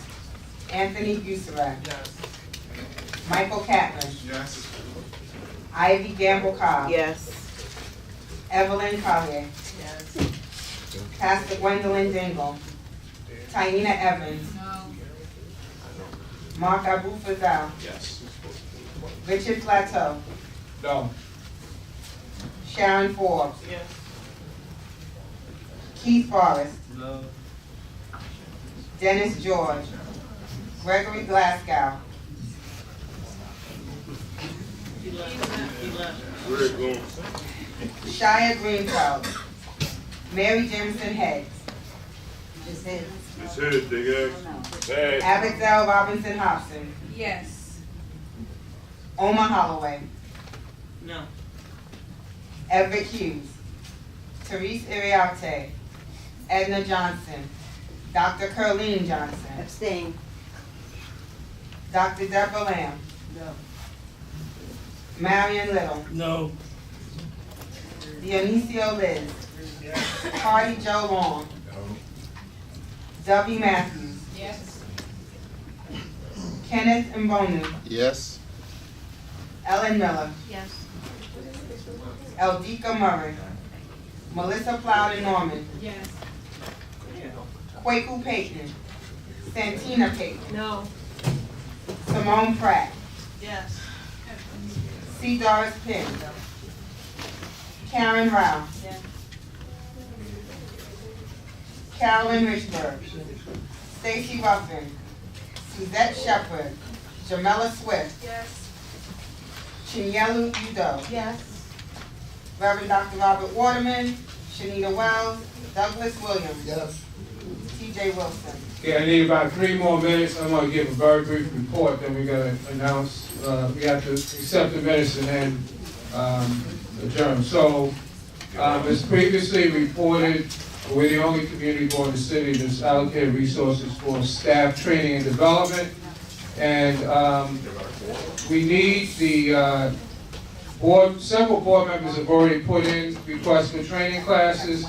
I sent out some guidelines, hopefully you saw those in the email, I'll just quickly go over those. So the courses, if you'd like to take any, they have to be approved by myself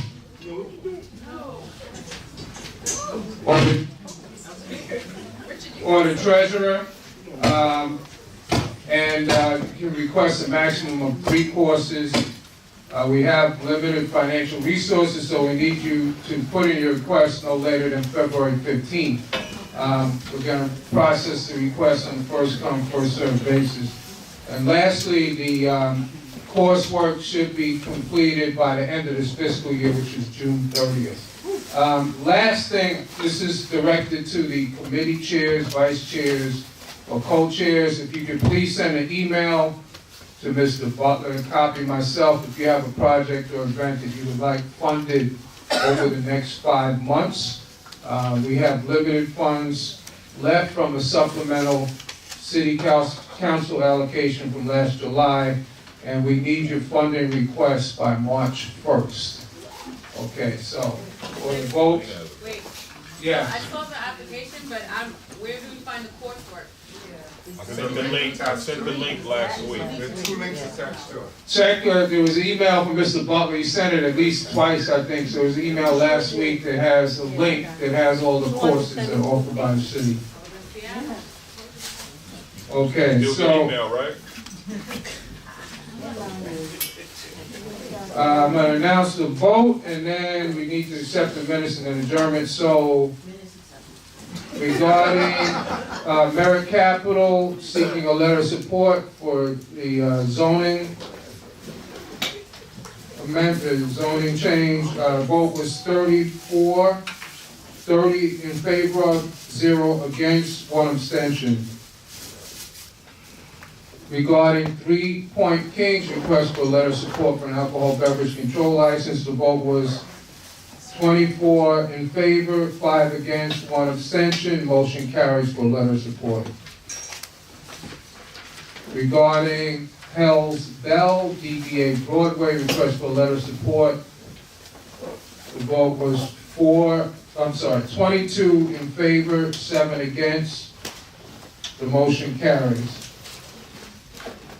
Regarding K08 LLC, DBA Tatanka Tea and Tincture Bar, the vote was 20 in favor, 8 against, 1 abstention. The motion carries. Last item,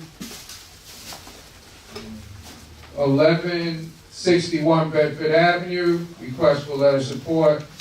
And we still had a quorum at that point. That's what I was checking, because we needed 26 people to be present. We had 28, so we had a quorum. And the vote was 16 in favor, 11 against, 1 abstention, so that motion carries. Is there a motion on the minutes from the January 7th? Moved by Doug Williams, is there a second? Seconded by Simone Pratt. Second by Simone Pratt. All in favor? Aye. Any opposed? Is there a motion for adjournment? All in favor? Aye. Any opposed? The meeting is adjourned.